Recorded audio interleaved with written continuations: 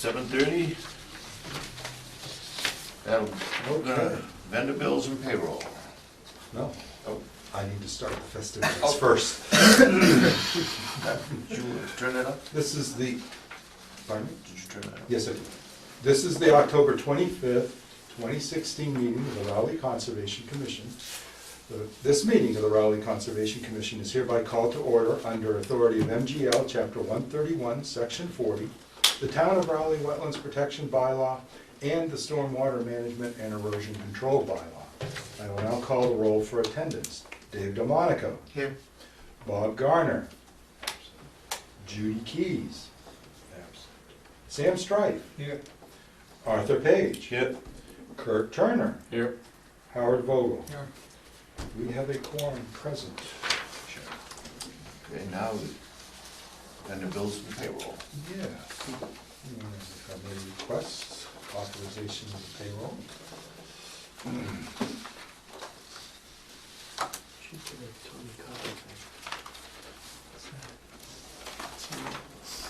Refused. Oh, Yeah, yeah, it yeah. actually work. They do? Mr. Page, this is I need the to- hour sheet for It's getting really Debbie good. and myself. Even Debbie if it called in ends up sick just being today. a placebo, Hope nothing Make it bad. worse, you know what? There is No, one just around. let me drink Flu milk type of thing. 3 days a week and it fixes it, you know? Judy is here.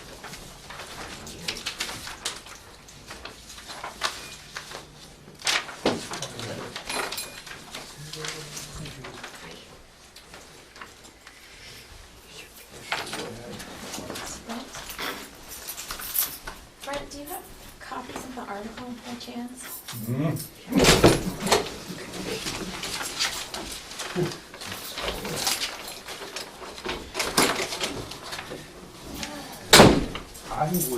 I was given a draft, and then I was told that they did some wordsmithing and stuff to it, and then I didn't receive anything today.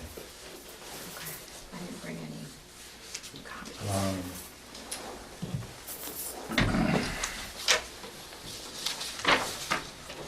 The TPAC meeting passed that draft, Oh, did they?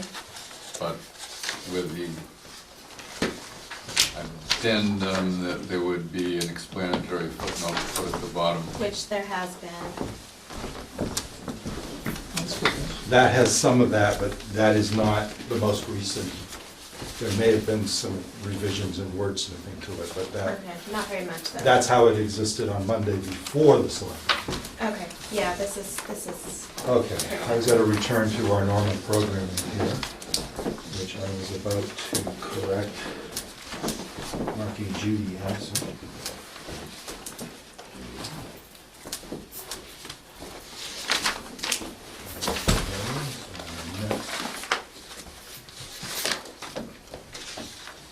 To request authorization of some reimbursements.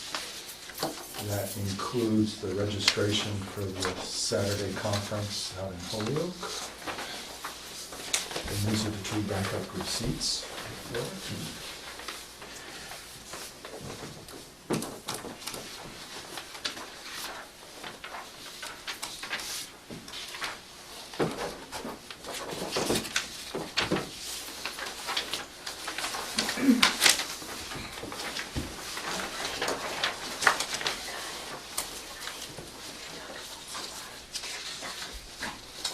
This is the next two receipts. Staples sent me a coupon for 15% off ink cartridges, so I ordered some ink cartridges. Try to only order when they provide a discount. You can buy a new copy machine for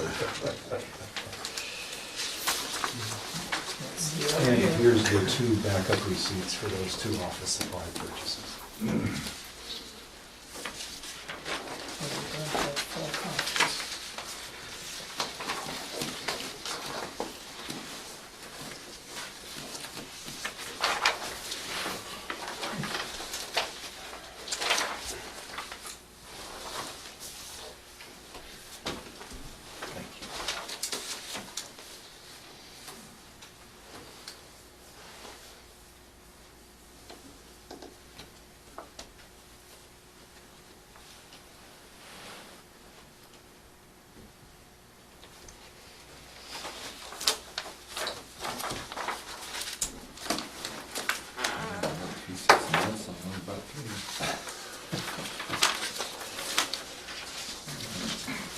Okay, secure that.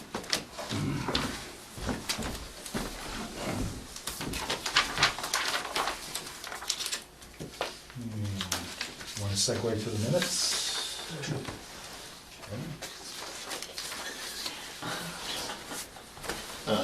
Everybody got a chance to read the minutes? So let's start with the May 31st. Okay. Minutes, the earliest ones. That was all sent to everybody as a PDF. I didn't have any comments. I didn't. Anybody have a problem or, No, you got my email. well, yeah, I did. Yeah, yeah. Okay, so all in favor of the way the May 31st meetings were I'll written? move to approve. I'll second. All in favor? Aye. Thank you very much. That brings the June 21st. Oh, just a second.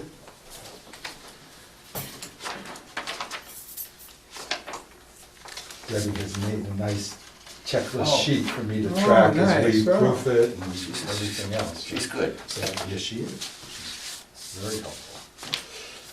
Okay, so June 21st. This is the next one, which includes one of the first solar panel hearings. I didn't have any comments.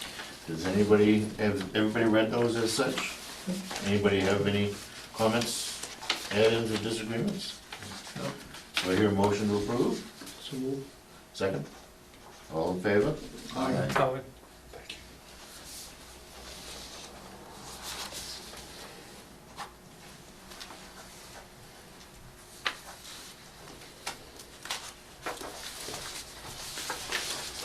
And finally, the minutes of October 4th. October 4th. Did everybody have a chance to Mm-hmm. look through those? Any questions or problems? Nope. All in favor? Oh, okay. Do I hear a motion to approve? So, second. All in favor? Aye. Opposed? Nice job on those. Yeah. Yeah, it's,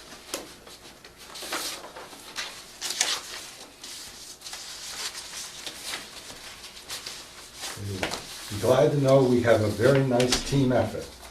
So Debbie and I work on as much as we can, and Jean Blanchard, when she comes in for 2 hours on Wednesday, she goes and does proofing and grammar of ones, even if they haven't gotten to me yet, to start doing the content, and then it goes back to Debbie and I yeah, fine tuning them and yeah. getting them ready to distribute. And we'll try to maintain the sort of rough procedure of doing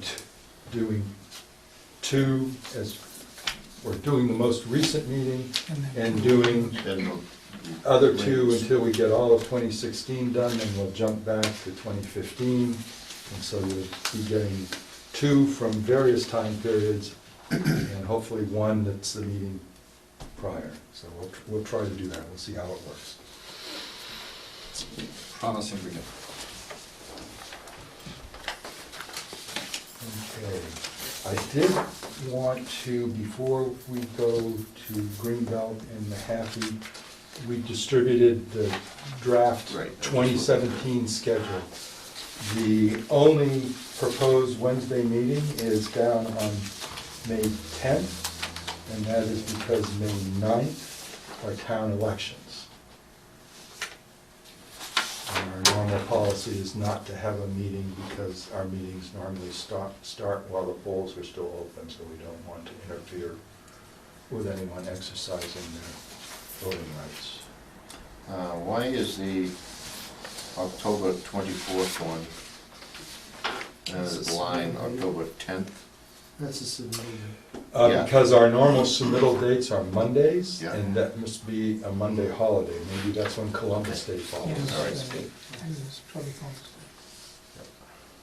Yes, okay. All right, I don't see any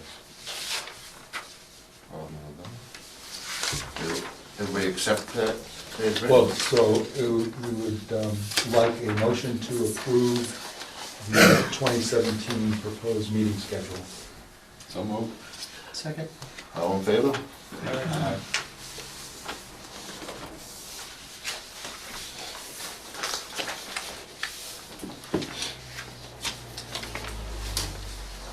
Thank you very much.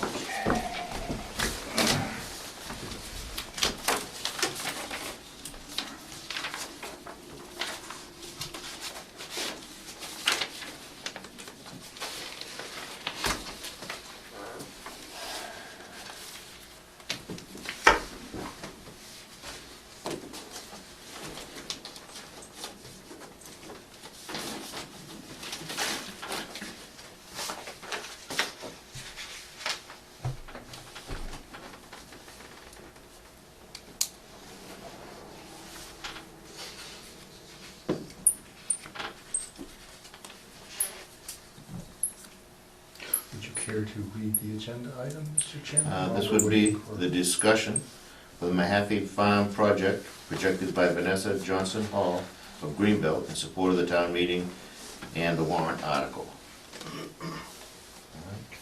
You have the floor.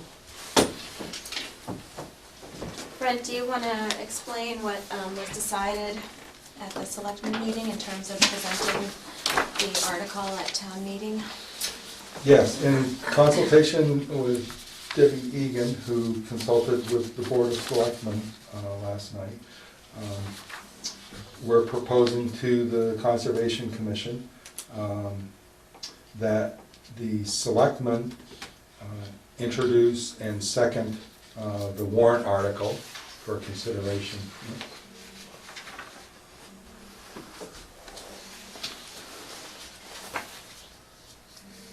All right, somebody. Anybody feel? Can't tell. Sounds pretty distant. Yeah, we hear a little more. Oh, okay, all right, that's doing the presentation, okay. So the selectmen would make and second the motion for the warrant article.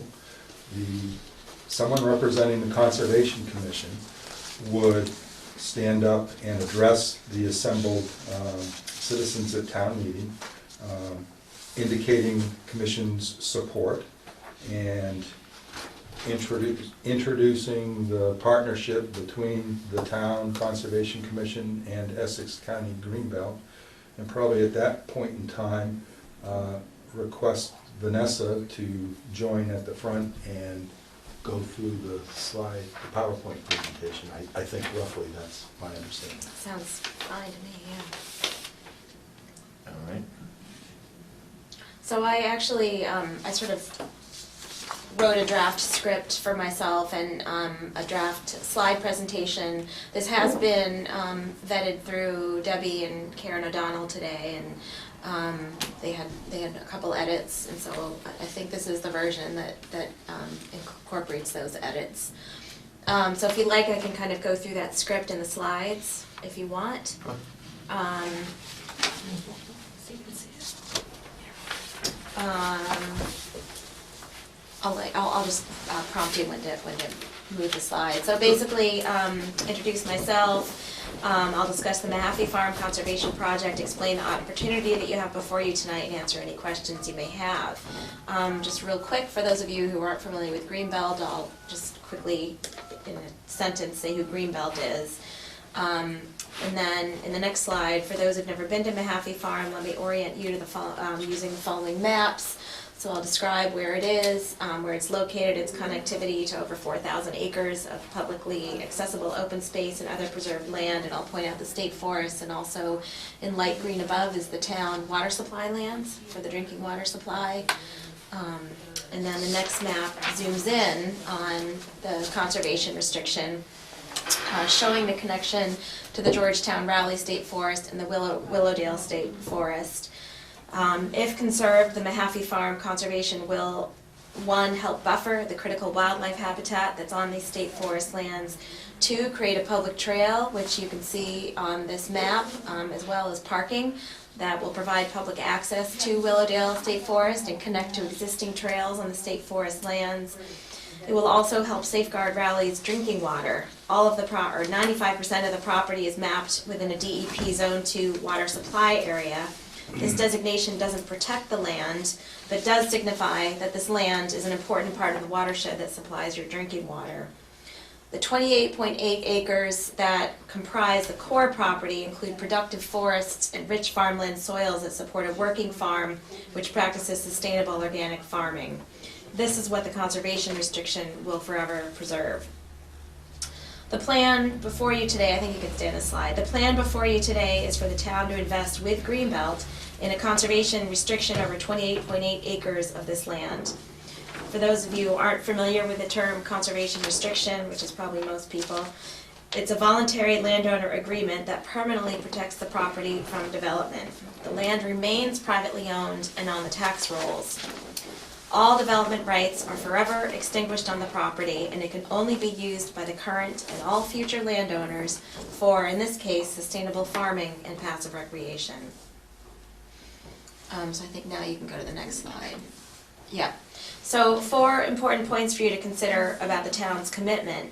First, the town's investment will not result in any new taxes. And then next slide. Next, second, the project will cost at most $100,000 from CPA funds. Third, there will be CPA money left for other town priorities. And fourth, the town's investment will leverage more than $370,000 in non-town funds for this conservation acquisition. Ultimately, the land will remain open and protected. Mahaffey Farm will be able to stay and continue to grow its organic farm operation, and a public trail with parking will be created for residents to enjoy. You can go to the next slide, please. Butternut squash for everyone. Butternut squash for everyone, right? I assume that everybody knows what the CPA is.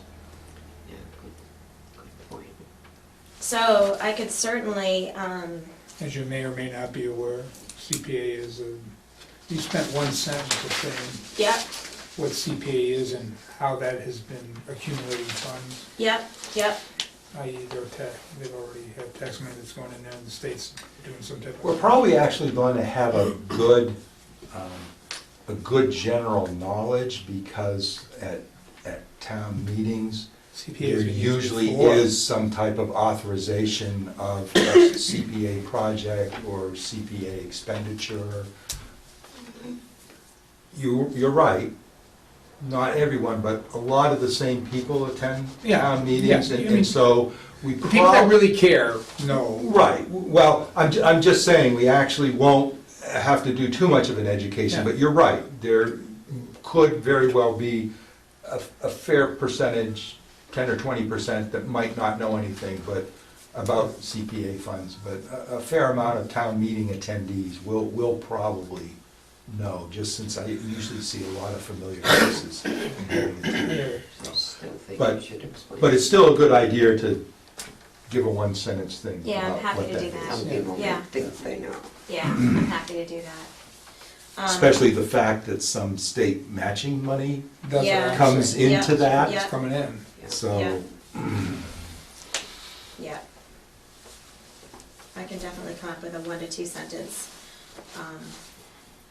Been a lot of Designation. publicity in the daily news lately, and on the consecutive days within the last week. They were on page 2, started on page 1, they ran articles about the disagreements that are going on in Amesbury as to whether to sign up for CPA or not. Yeah, Oh, yeah.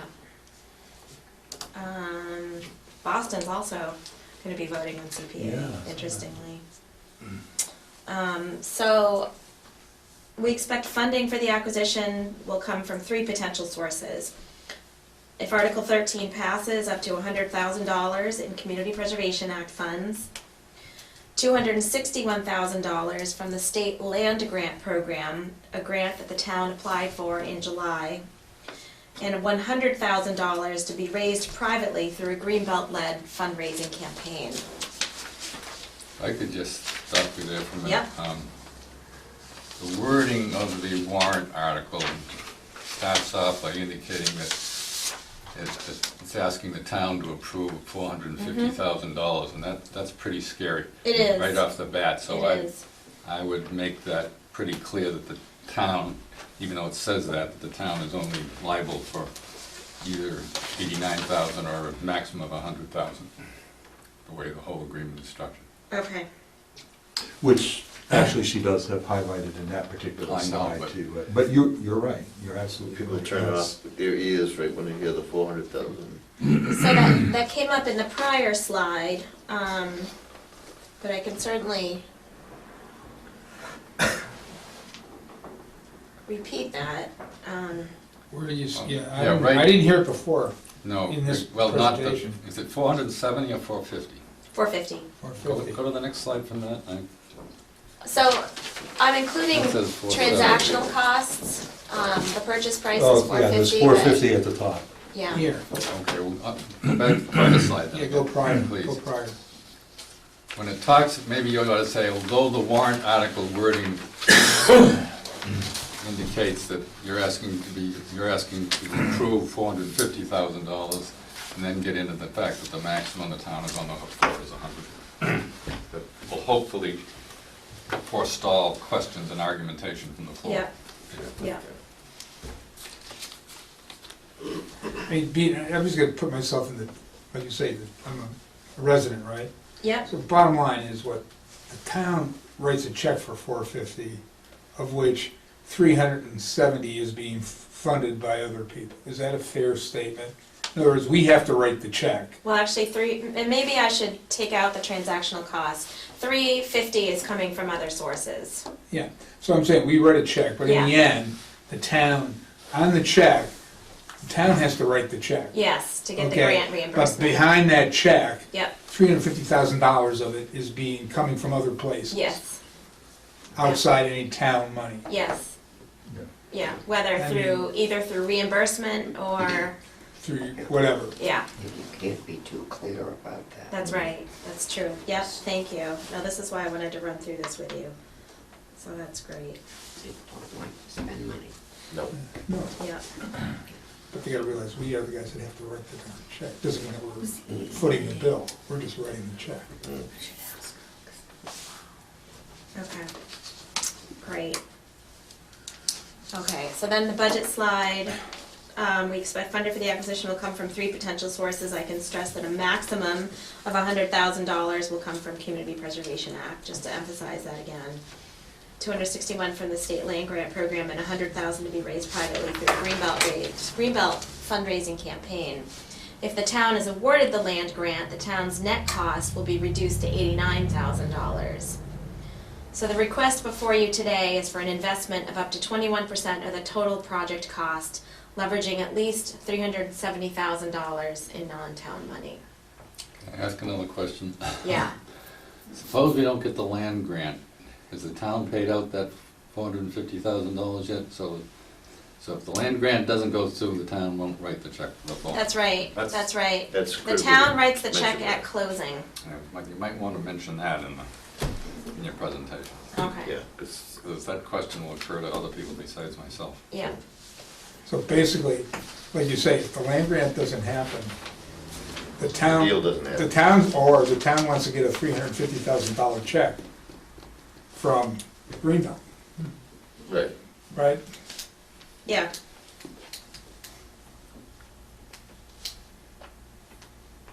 Which may kill the deal. Yeah, kill the deal. Well, Greenbelt may know some deep pockets around. They do have green in their name. And belt. And belt, that's right. Yeah. Unfortunately, it's not a money belt. Yeah. Okay. Great. And then the next slide is where I have project supporters.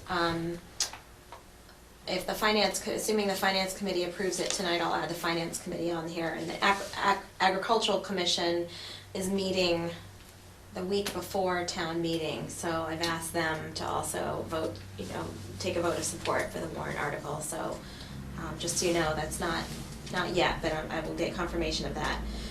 So the Community Preservation Committee voted unanimously to support the project, or I guess it wasn't unanimous, no, it was unanimous, to support this project and has proposed funding it through the use of up to $100,000 in CPA cash reserves. For its investment, Raleigh will accept a conservation restriction over the 28.8 acres that it will co-hold with Greenbelt. The restriction is permanent and will allow the town and Greenbelt to forever prohibit development of the land while allowing appropriate agricultural activities and public trail access. Further, the proposal envisions Greenbelt being responsible for the costs of overseeing the conservation restriction, along with creating the parking area and signage for the public trail. Over the last year, through numerous meetings, discussions, and walks, the project has been considered and debated. And at this point, the Selectmen, the Community Preservation Committee, the Conservation Commission, the Open Space Committee, and the Agricultural Commission have all voted unanimously to support the permanent protection of this farm and land. And then the last slide. Ultimately, this is an opportunity for you to help determine what the future of Raleigh looks like. This conservation restriction will help preserve Raleigh's farming heritage. In fact, this family farm dates back to Raleigh's founding. The conservation restriction will help safeguard the land that farmers need to create productive farms and livelihoods. By allowing only sustainable farming practices and ensuring no further development of this land, this conservation restriction will help keep your drinking water clean. And finally, the conservation restriction will result in a public trail with parking with access to Willowdale State Forest. Thank you for your time and consideration. At the moderator's discretion, I'd be pleased to answer any questions. And just make one additional point is that I think I abstained from the vote on the CPAC committee. And the reason I did that was I just had a technical concern about the appearance of conflict of interest because the Conservation Commission was representing this and I'm on the Conservation Commission. Oh. So if anyone questions that, just say it was a technical matter and Kurt Okay. Tanner abstained for technical reasons. Okay, I think you did in the first vote, but did you in the second vote last week? I don't remember you abstaining last I week. probably didn't, but anyway, if anyone Okay. raises that, I don't know why anybody should. Yeah. Okay, All right. I fully support the project. Because that's so that's it. We are sending a postcard, Greenbelt is sending a postcard to all town residents, all households, letting them know about the town meeting, so we hope to get, enough people there to vote and supporters, and we're also offering a public informational session, and this information is also on the postcard, Thursday prior to town meeting, November 10th, at 7 o'clock at the Raleigh Public Library. So Thursday night, that will be an opportunity for anyone who hasn't been able to walk the property yet to come and hear what Article 13 is about.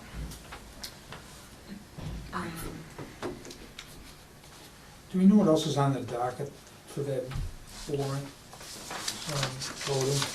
Are there other I haven't articles? seen it.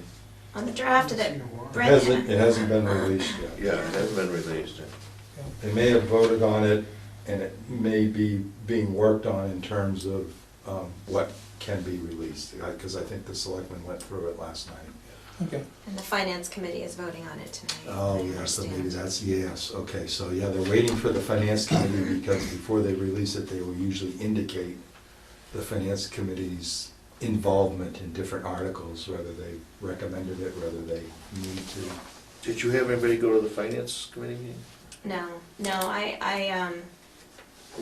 a member of the finance committee was on the walk that we did October 8th, and I asked him if he thought it would be necessary, and he didn't think it would be necessary, but I may pop over there after this. I mean, technically, because it's CPA funding, Right, and no other town right, tax articles, yeah, I don't think it's really, yeah, quote unquote, technically under their purview right. per se, since there isn't any involvement of any tax monies, That's any general financial. fund monies, or. It's financial.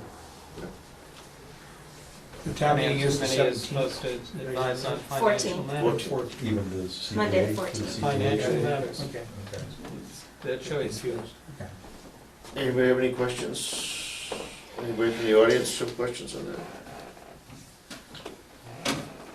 Is there going to be someone Yeah, you want me to from the go? Conservation Commission in attendance that will be able to stand up and indicate support and Step forward. get the festivities rolling? If you'd like, I would go.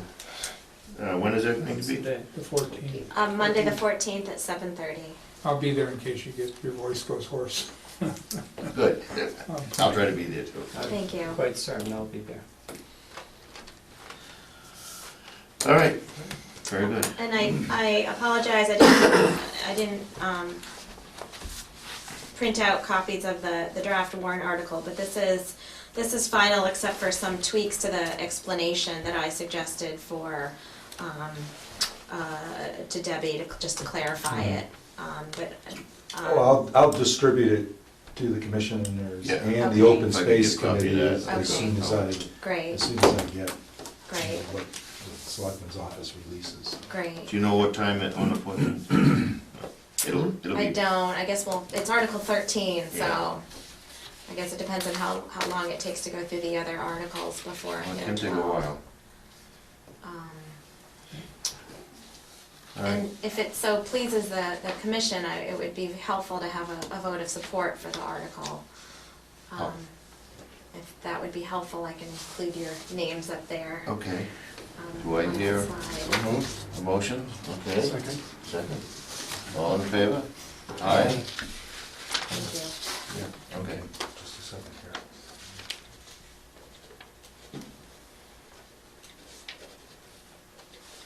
I'll do this back. Sorry, so Kurt Turner moved. Who seconded? Dave. Dave, thank you. And was it unanimous? Yes. Thank you very much. And this isn't on the agenda, this is just advertising for our free open space conference that we're having. I'm just gonna leave these here for you. Thank you. Thank you very much. When is that? That is November 12th.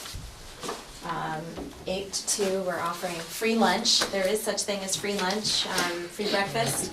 And we're offering 6 concurrent workshops, all related to land management and open space preservation techniques and free online mapping tools. And we've got some great speakers lined up. And again, it's free and open to the public and anyone else who's involved. It's aimed at municipalities and conservation commissions and open space committees, but it's open to the public. Where was that being held? At Northern Essex Community College in Haverhill. It's a great facility. So, Thank you. thank you.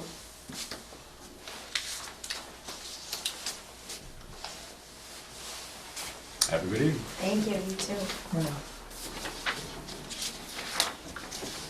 Mr. Chairman, may I suggest segueing to the discussion on Hinkley Farm Conservation Area farming Yes. in 1 and 2, since See the parties are here. Okay, Kathy good. and Sam Hare for Yep. attendance. Next item was gonna be a discussion, Hinkley Farm Conservation Area, farming in zone 1 and 2.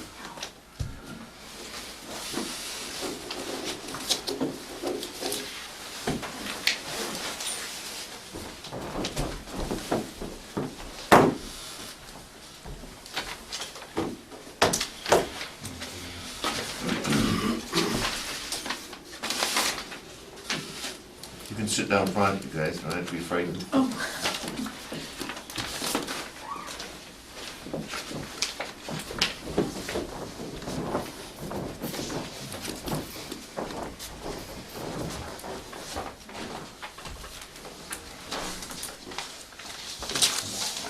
And we want some good.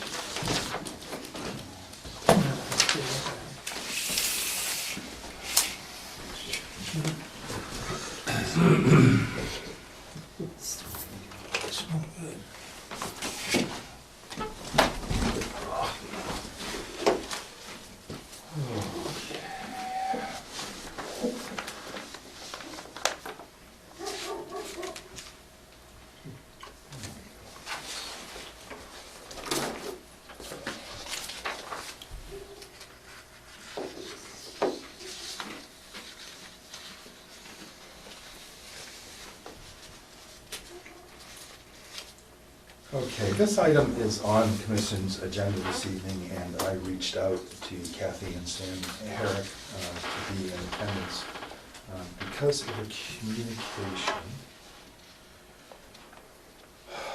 we received from Mary Beth Weiser, the Raleigh Water Department Superintendent.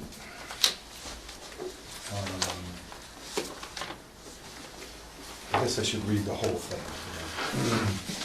Friday, September 9th, there had been a little bit of back and forth, but I had been asked to provide the fertilization recommendations that the Herricks have been providing the Conservation Office with for at least the last 3 years. Oh, longer maybe. Well, the ones that I actually have a record of, that I Okay. can find in the file. Yep. But yes, yeah, I think it's been longer than that, but the ones I can actually Put your fingers on. put my fingers on, in regards to getting a recommendation for their application of a nitrogen fertilizer on the Pingree Farm Conservation Area, the western, eastern parcels, only in the spring, if I recall correctly. Spring, early summer. too. Yeah. But anyway, not every quarter or anything like that.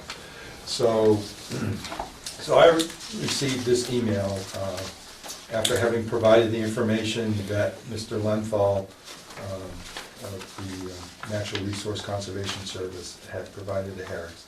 And so Ms. Weiser starts out saying, she spoke to Dan Lenthal of the USDA, and he told me that I would need to work with you, the ConCom. He also said that typically the lands are owned by water supplies and not conservation commissions.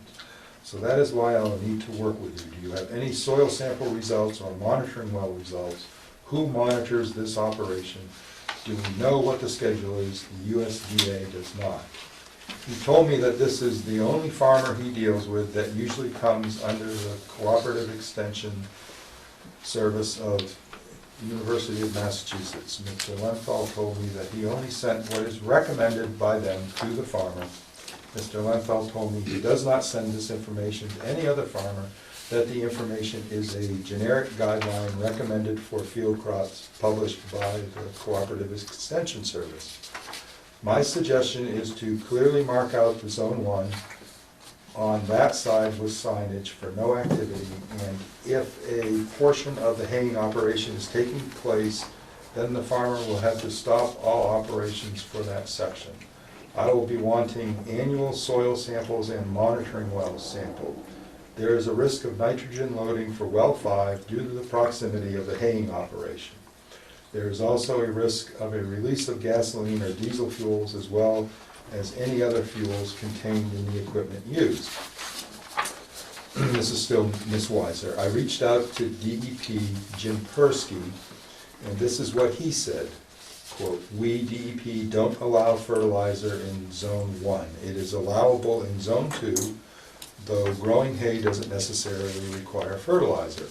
If the Zone 2 land is town property, you don't need to allow fertilizer use. You're not under an obligation to maximize their yield. Many fertilizer products also include herbicides in them." That was the end of the paragraph quoting from Mr. Persky. Returning to Ms. Weiser, I would prefer that no fertilization take place on that parcel at all due to the proximity of well 5. The questions I have is, why is there a restriction for no fertilizer for the Pingree Farm Condo Association property? Yet, Mr. Herrick is allowed to fertilize a large area with a nitrogen-based fertilizer and is closer to the Zone 1. This property is the recharge area for this well field. Shouldn't this property have the same restrictions as the condo association? I understand that the original use was for that parcel, but that was before there was a public water supply, and once the water supply went, that should have changed things. Can we please meet to discuss this? This is important to me as I have limited water supply resources in Raleigh, and I need to do what I can to protect the drinking water supply. I know you don't, and she then goes into my particular hours for the particular week that this occurred, which I don't believe are germane. add to this conversation. Now, I would like to cover just a couple of points that came up in this. The first seems to be, and all information you are seeing here tonight was emailed to you folks ahead of time, as well as it was copied to Ms. Weiser, and it was also copied to the Herricks, and then when I spoke to Kathy and was informed that they were having computer issues, I mailed them hard copies to be sure that they got everything. So, first off, to just go over the parcels, so to speak, just to acquaint us with the landscape, because some of the things said in Ms. Weiser's email, which was done before I produced this document, kind of indicated a little bit of a misunderstanding as to what the landscape is like up there. So, this is well station number 3, which I understand, I think is a single shaft well, and you can actually see the access road that goes in to where it is. This, again, is on our My Mapping program, so it's probably not survey accurate, but for our discussion purposes, that's well 3. The well field number 5, which for whatever reason has a slightly smaller Zone 1, I'm sorry, the blue is Zone 1. So there's a Zone 1 here for Wellfield 5, which is actually a number of shallow well shafts all connected together. It's actually slightly smaller diameter.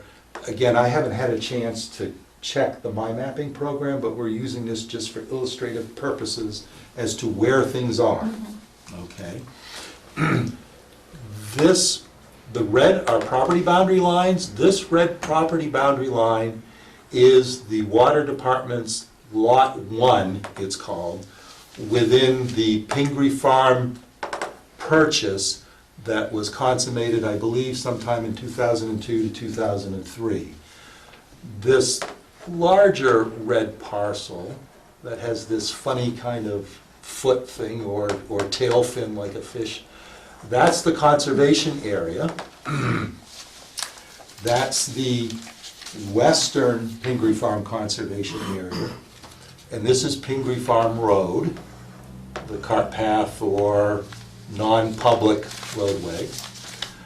This is the Pingree Farm conservation area that has frontage and a parking area on Boxford Road, or the eastern unit, as I'm now coming to call it, to differentiate them. The Mill River is indicated by this funny undulating line, and the parking area, et cetera, is here. There is no Zone 1 on Pingree Farm, Boxford Road, eastern parcel. In the yellow, I've used the aerial photos to indicate the field or open areas that have been cultivated or hayed, farmed, row crops, corn, I think, at one time, alfalfa, right, and some other things. Significantly, there is an area here that I believe sometime between 2006 and 2007, the aerial photos show that, 2006 it showed that it was tilled or there was indicated of rows, and then 2007 that appeared to stop. Yeah, they And put I signs believe, in. and I believe signage was put up. So notice that that is outside the Zone 1. That was also at a time that I believe the Zone 1 was configured to be a larger diameter and match the same diameter as Well Station 3. So when they did the filtration plant, I seem to recall that Weston and Sampson noted that it actually deserved a smaller diameter according to DEP regulations. Yeah, it's probably because of the proximity of it to the river. Maybe, And yeah. that's the Yeah. drawdown. Yeah. So anyway, the important point is that the orange outlining shows the areas on the conservation parcels that have been farmed. So that, oh, and I'm sorry, and the Zone 2 boundary is out here by Haverhill Street or Route 133. All of this is all Zone 2. To a point that was brought up in one of the paragraphs here on the email, which I know it doesn't help you, my pointing to it on the paper because you can't see that, but the Pingree Farm Condo Association, the water department superintendent made the statement that she thought they were prohibited from utilizing fertilizer. I responded to that, that is not correct. The Pingree Farm Condo Association, when that development was put in, Conservation Commission had an order of conditions. Within that order of conditions, the commission only restricted that it had to be organic type, low nitrogen, granular, slow release, and could only be utilized for their lawn landscaping maintenance, that it couldn't be, no fertilizers, herbicides, or pesticides could be used in any of the restricted areas, the no cut, no disturbance zone, or anything like that. And in fact, I think the pesticides and herbicides were actually prohibited from the whole property unless they could utilize organic means. So they've utilized organic treatments for grubs, they've utilized organic lawn care methodologies. Any of the landscapers that they hire, in many cases, they will call our office to go over what their landscaping activities are going to involve and treatments or whatever. And I consult the restrictions on the property and basically provide commentary to the firms that the Pingree Farm Condo Association. We don't have records to those, though, do we? Other than your conversation. No, you had, Well, the order of conditions and the certificate of compliance with the ongoing conditions is recorded at the registry and is available for anyone to consult. And Right, the initially. condo association demonstrates that they have knowledge of those restrictions by directing anyone that's bidding on their landscaping requirements to usually contact our office, so. But no, I don't record or dictate every single phone call or inquiry I get in the normal course of business on it. That would be extremely burdensome. Well, it wouldn't be your burden, it would be their burden to provide them to us. Whoever the... Oh, right, well, yes, but, okay, but I guess what I'm trying to say is that by the fact our office receives inquiries, it seems to demonstrate to me that the landowners Understood. of the Pingree Farm Condo Association are fulfilling and very recognizant of the requirements But and the in this restrictions case, that are on their it's property. being a little sticky. Well, again, We might wanna this do case this. has to do with the water department superintendent is Yep. concerned about the application of nitrogen fertilizer I understand. on our conservation land. So I don't know. So since Ms. Weiser's communication, I've been made aware that I think in 2012, the Commonwealth of Massachusetts, through the Massachusetts Department of Agriculture, promulgated regulations regarding, it's kind of a long thing, isn't it? They're still shaping it up. Yeah, but the point is that they're, geez, shoot, sorry, there's so much stuff on it. There's a lot. There's a lot. Sam, are you using nitrogen base now, or Looking for this, Brent? That's mostly lime, isn't it? that's the thing. The fields to what you call the No, but, I'm sorry, go ahead. the access from the Boxer Road. What do you call it? The east side.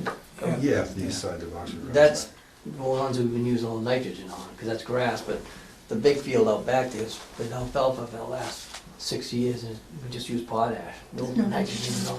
So- Nitrogen, potash and lime, Okay, so. So, that's pretty simple, clear. Lost your video. The regulations are 330 CMR 31.00, plant nutrient application requirements for agricultural land and non-agricultural land, non-agricultural turf and lawns. So there has been in existence since at least I believe 2012, regulations governing what can be applied on agricultural lands, specifically referencing, I think the fact is the end of this week, they're actually having hearings about possible revisions of this regulations, but it's not, that's not necessarily germane. I think the important point is to make note of the fact that there already has been in place restrictions through those regulations that I believe basically amounts to a prohibition of the application of nutrients in zone ones, is my understanding. And that there have been restrictions on the use in the zone 2, specifically mandating that there be 50 feet from surface waters, unless there's a vegetated buffer present, which would cause the setback to be 25 feet.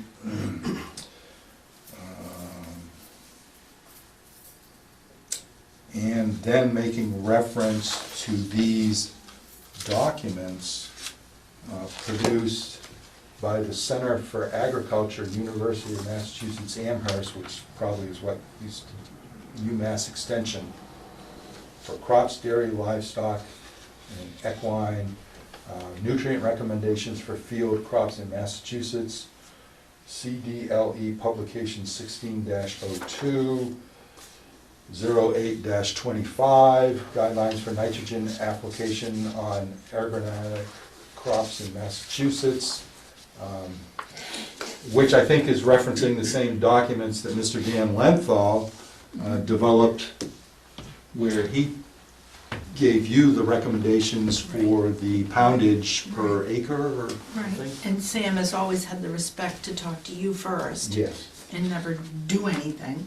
And there was also a concern of herbicides used. Would you like to tell them No, what no you used? herbicide. There are no herbicides used. That's what- Yeah, that came out, that So- was so made a what- couple of times, and I think it was just There's a from lot of a lack fear. of knowledge. Herbicides in the fertilizer, I don't know. Yeah, Well, right, yeah. Well, and that came from that statement from Mr. Petsky, who I had never had a conversation with, nor has never reached out to our office and asked about specifically our protocol with the Herricks in regards to the farming. Yeah. So that, yeah. Just like the Mahaffey said, Sam uses good sustainable farming practices and he has a lot of respect and he's a good farmer to work with. So there's nothing to be afraid of. Ms. Weiser should visit us Yeah. and see what we're about. Do you think that we should just get a statement from the Herricks and CC it to Mary Beth as to the current farming practices that seem to be all fine, and Well, let it be Well, unwritten? is the farming actually That's what I'm going saying. on in the zone 1 that No. is? No. Yeah, but again, she's talking about the Right. zone 2. She Right. did make a statement about a zone 1. Yeah. But again, she had not seen this documentation that I produced at the time she expressed. And I think if you actually inquired, she would honestly answer you that she has never gone on a reconnaissance. I don't believe she and I have ever walked the property for me to show her the various So aspects. She, that's the Well- next step. actually, may I suggest to the commission Yeah. that I also wanted to state, since this has been, there's been a little bit of effort here. Our office examined the conservation, what's typically called the conservation restrictions that are in place for both properties. The properties were bought at a little different times. They were standalone purchases, but are under the same management plan. The conservation restrictions for both parcels indicate that there would be planting and harvesting of crops, cutting of trees and shrubs, provided however, and then it goes on about passive recreational activities, woodland, agricultural, and farming operations do not, in the reasonable opinion of the grantee, substantially alter the natural condition of the premises or harm wildlife or the natural environmental systems or passive recreational resources. Now, I understand that's kind of verbose language, but that's consistently what you do find in conservation restrictions to make sure that what allowed uses are happening are not deemed detrimental or may have an unintended negative effect to the whole reason that you bought and preserved those areas to be conservation land to begin with.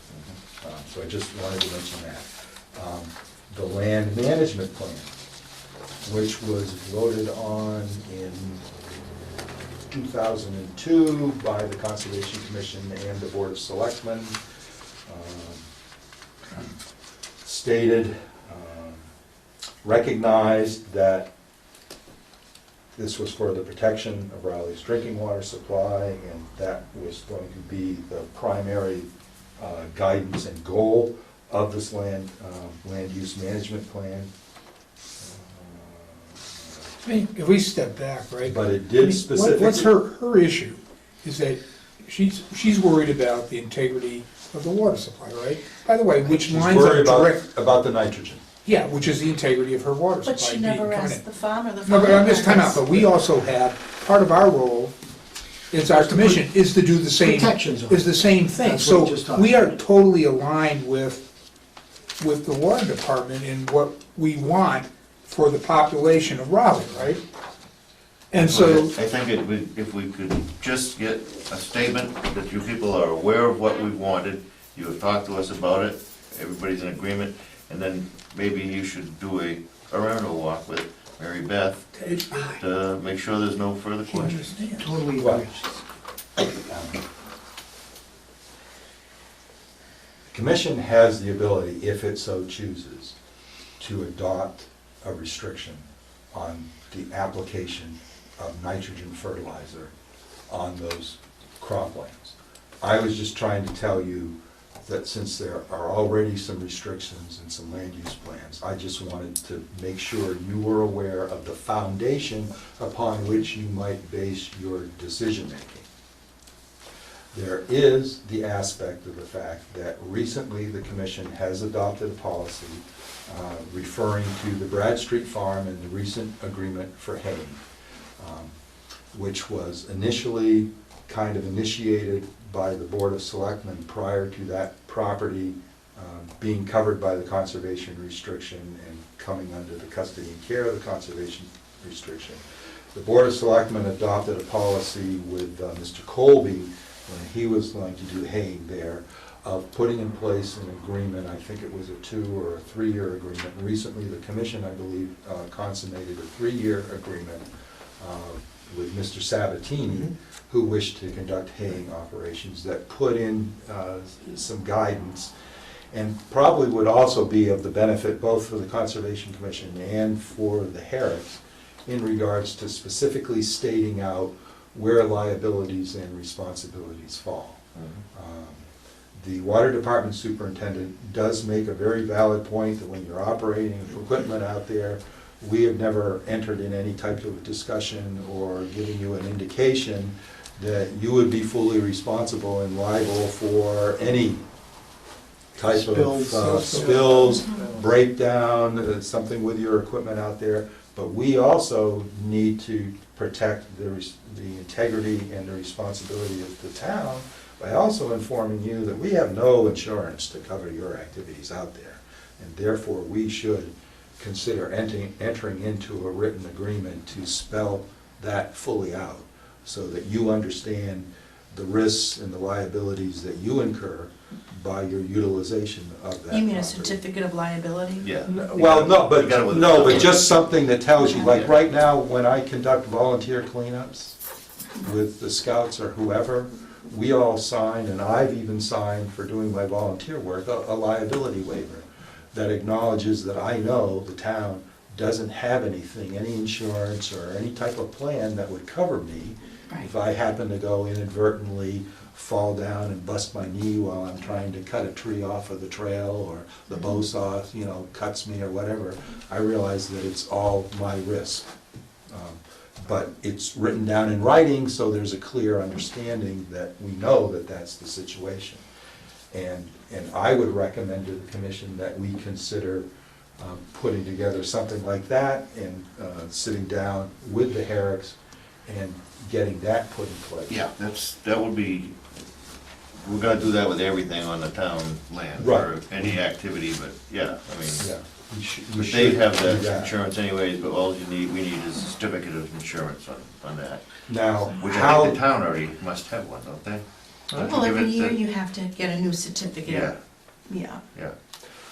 but, For so each piece. this evening, I guess the question on the table is the water department superintendent has made a request that the Conservation Commission consider adopting a restriction that prohibits the application of nitrogen fertilizers on this Zone 2 farmed area on these two different conservation parcels.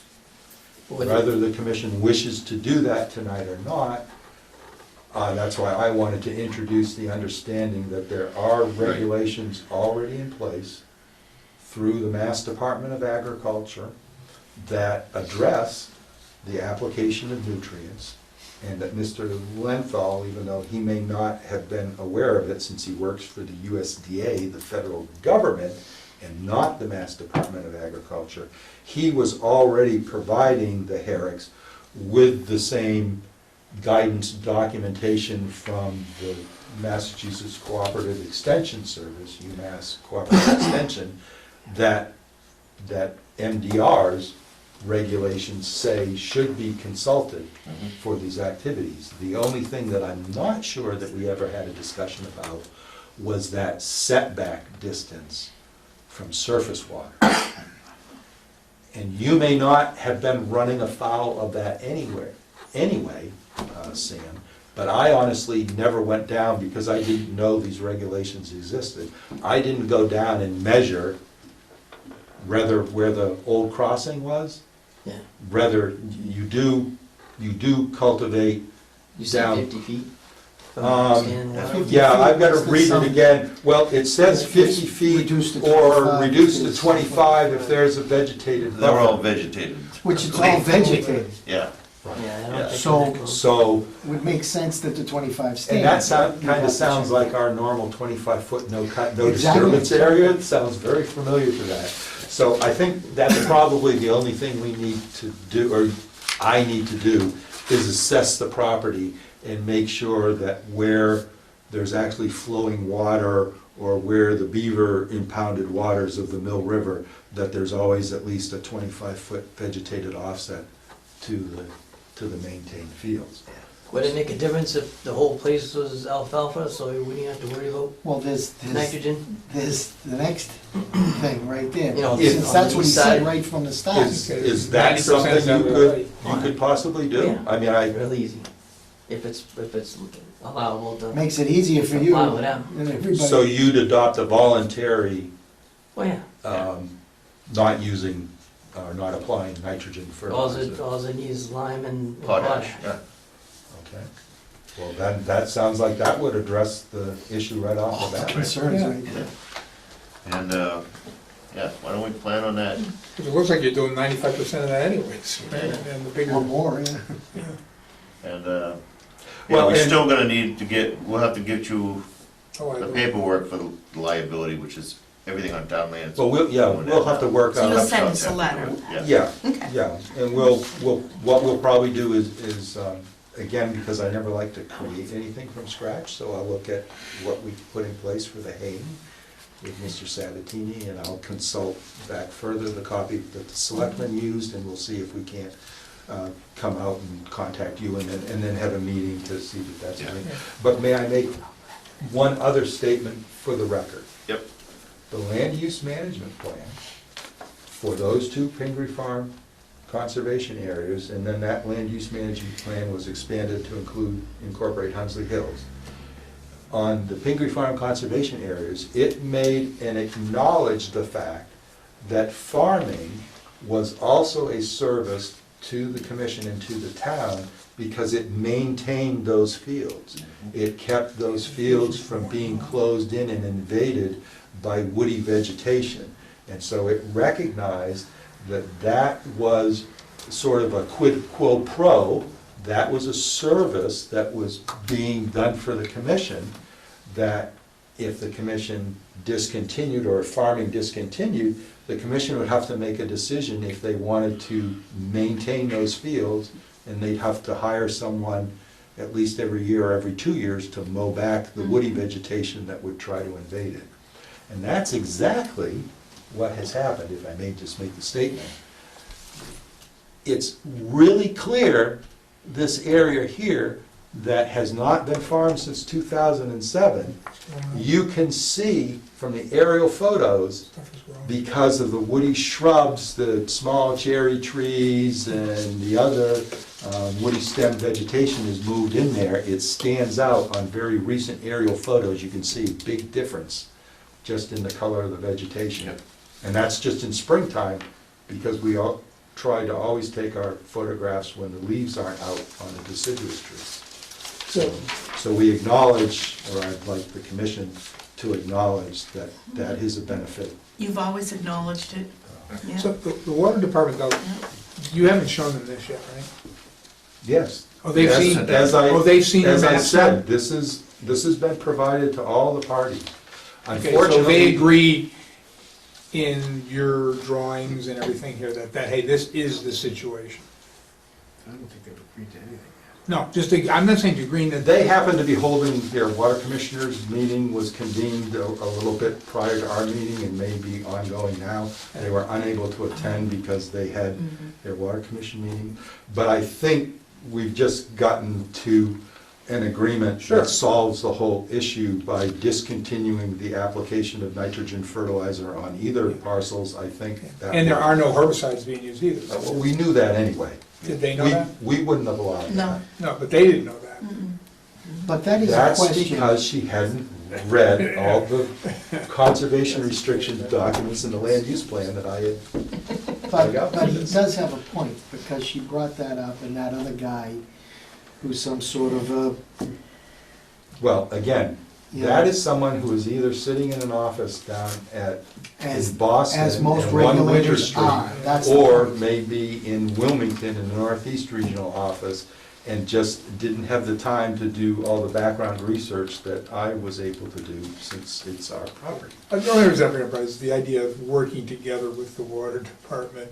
The more you can, to me, rather than getting into some kind of adversarial, because there's been a lot of stuff with the water Thank you. department in the town anyway, so they're hypersensitive about, turning the corner, let alone dealing with. Right. I'm just saying that So if we're gonna it may work make that sense to way- say, we've done this plan, here it is, we've talked, there's none of this happening, We've got they're proof gonna of back that. off, no nitrogen, so that we just all agree that we're all in the, basically, we're all in the same plane. We wanna have the town to have good water, right? And, it's the fact that she's trying to do her due diligence to double check, hey, that's great, that's probably what she's getting paid to do, right?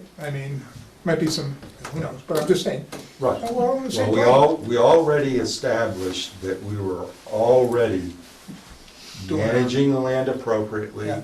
communicating with the Herricks and having a back and forth and consulting the proper expert source for the guidance, which turns out is per Mass Department of Agricultural regulations. And so we are already in compliance with all existing regulations, as well as the restrictions on the property and the land use management plan. All right. Thank you very much. Thank you very much. Keep farming. It's well It's past its not bedtime easy. now. Yeah, I know. All right. So would the commission please consider a motion Yes. to Respond. to respond appropriately based on the discussion this evening, as well as to initiate the drafting of an agreement for the farming activities on conservation area. Yep. Do I hear a motion? Second? I left it on. All in favor? Aye.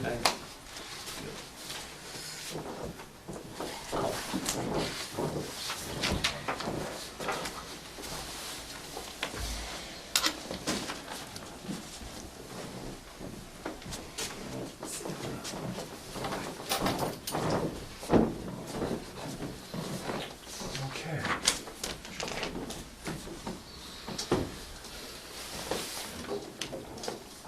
That brings us to Pingway Farm Conservation. Are you folks here for a particular agenda item? No, we were just a little curious about the new addition on the agenda. The 548. Oh, 548 Weathersfield Street. Just curious. Mr. Chairman, would you like to go to? We can go that right to the 548 Weathersfield Street.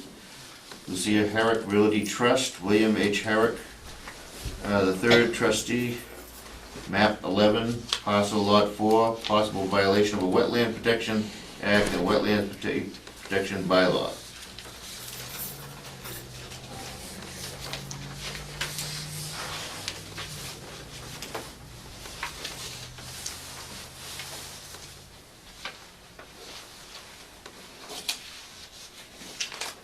Hey, I know that guy in that picture.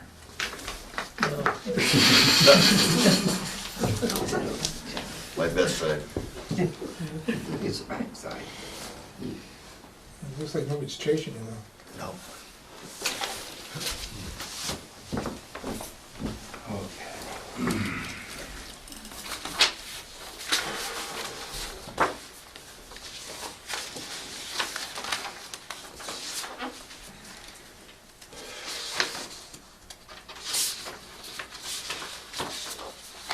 So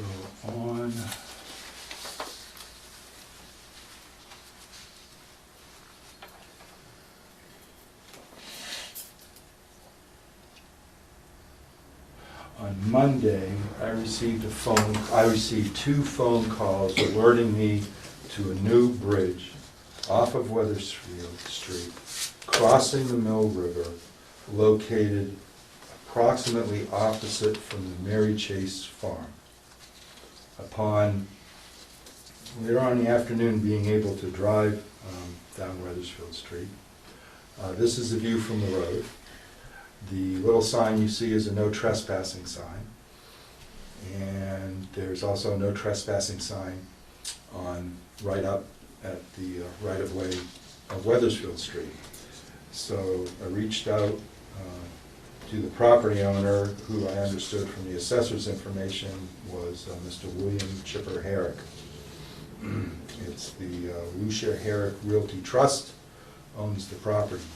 I also consulted the commission's files, which revealed that actually in 2007, which is when these photos are from, a notice of violation had been issued for material being deposited in the floodplain of the Mill River. So for our discussion purposes today, this starts out with the understanding that this is apparently you can call it a historic crossing, a long-established crossing that's for agricultural purposes. It's to access agricultural fields that lie on the other side of the Mill River from Weathersfield Street. The appropriate part of the regulations that were discussed by the commission in 2007 with Sam Herrick, who had just been here, was that 310 CMR 10.04 under agriculture, little letter B, says normal maintenance of land in agricultural use, which in all cases does not include placing substantial amounts of fill in bordering land subject to flooding or filling or dredging salt marsh, means the following activities without enlargement as to geographical extent that are occurring on land in agricultural use when directly related to the production or raising of agricultural commodities referenced in 310 CMR 10.04 Agriculture Sub A, when undertaken in a manner as to prevent erosion and siltation of adjacent water bodies and wetlands, and when conducted in accordance with federal and state laws. In 2007, the commission made a determination that the crushed stone which was placed on the surface to fill in ruts in the roadway where the farm equipment was getting stuck in trying to access the hayfields on the other side of the river, that did not constitute the placing of substantial fill. The bridge was not raised. The bridge decking was sitting on, there's concrete piers or abutments on either side of the river channel. And nothing was raised in height in 2007. In 2016, we are encountering a different situation. This is not the same bridge deck that was there. It's a new bridge deck. We conducted a site visit Monday afternoon, right? About Monday at 1:30. 1:30. Met Mr. Herrick out there. And verified, in fact, that the bridge height has been raised, because there is actually substantially a whole new bridge there. Well, it's been raised 3 inches. Because there was 6-inch. No, it's Oh, I been thought- raised 12 inches. Let me just Okay. let me I thought you said- just go with this, okay? Or excuse me. So we have a 12-inch I-beam where we have dimensional, probably 2x planking on top of that, and then we have the vehicle tread wear, which is another dimension lumber. So we've got 2¼ inches on top of 2¼ inches on top of 12 inches. We understand that what was there before, it was never a question before because nothing was raised. What was there before was basically straight 2x decking going across with no tread patterns, no double. He had said there were 8x8 oak He's- underneath it. Well, he told me 6x6s when we were on the site, which would be 5-inch dimension lumber. But there was, because you can't put boards parallel, they have strength. I- There was boards on. I understand, but I'm just going by what he said. Okay. The long and the short of it, though, is that a new bridge has been put in place, and the issue is actually more with the substantial fill. We've got rock, he admitted that it was at least a truckload of gravel and this rock riprap. And there's also the issue that the hay bales on this, the reason I took the picture on this side is those hay bales are acting as a retaining wall. The whole reason for photographing this is that, so we had a discussion with Mr. Herrick out there that not only does the Wetlands Protection Act require that there be no filling of floodplain and no placing of substantial fill in the floodplain of a river, but the town of Rowley's floodplain district bylaw states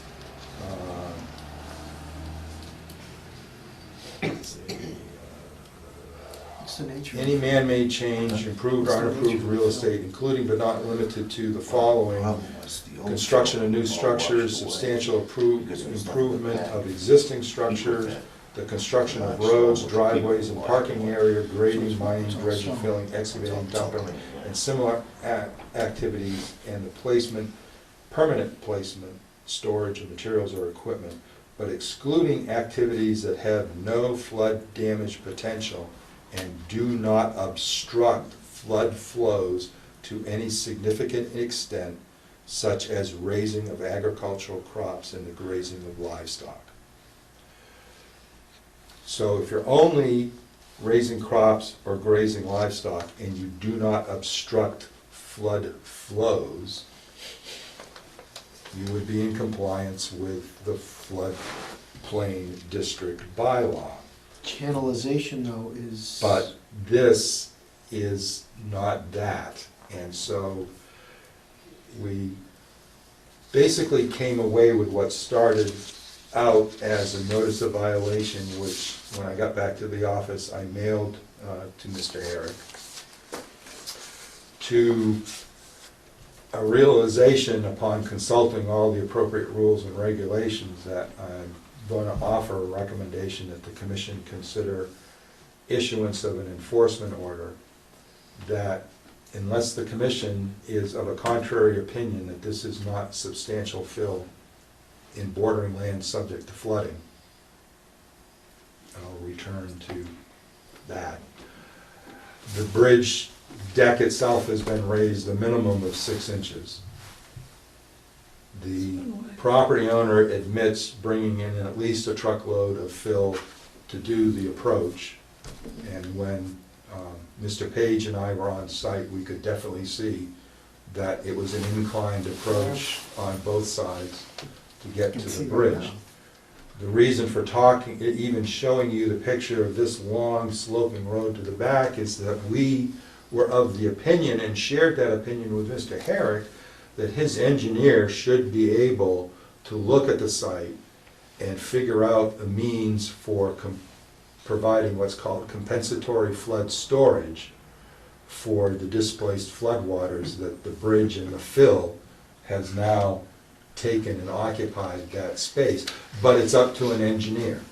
And so my recommendation is, as long as the commission is in agreement that that is substantial fill in the floodplain, is to issue an enforcement order to Mr. Herrick and require that he submit a notice of intent application and seek the proper permitting under the Wetlands Protection Act, and hopefully with his engineer and surveyor provide compensatory flood storage for the work that he's done. Or if he can't provide, per the regulations, the appropriate flood storage and get the proper permitting, that therefore then he should remove that fill that's been placed in the floodplain. And more than likely. Which means the bridge. So the bridge is Well, always. yeah, the bridge and the fill. One has to figure out, though, what the approximate elevation is of those floodwaters. It's not a done deal that that bridge is all within the portion that would be flooded. One would have to do survey work and figure out what the extent. Well, my point is that if the bridge is this high and the approach road is this high, it doesn't work. And if he has to remove the stone and so on. Right, but some of the bridge may constitute fill in the floodplain too. Well, that's true.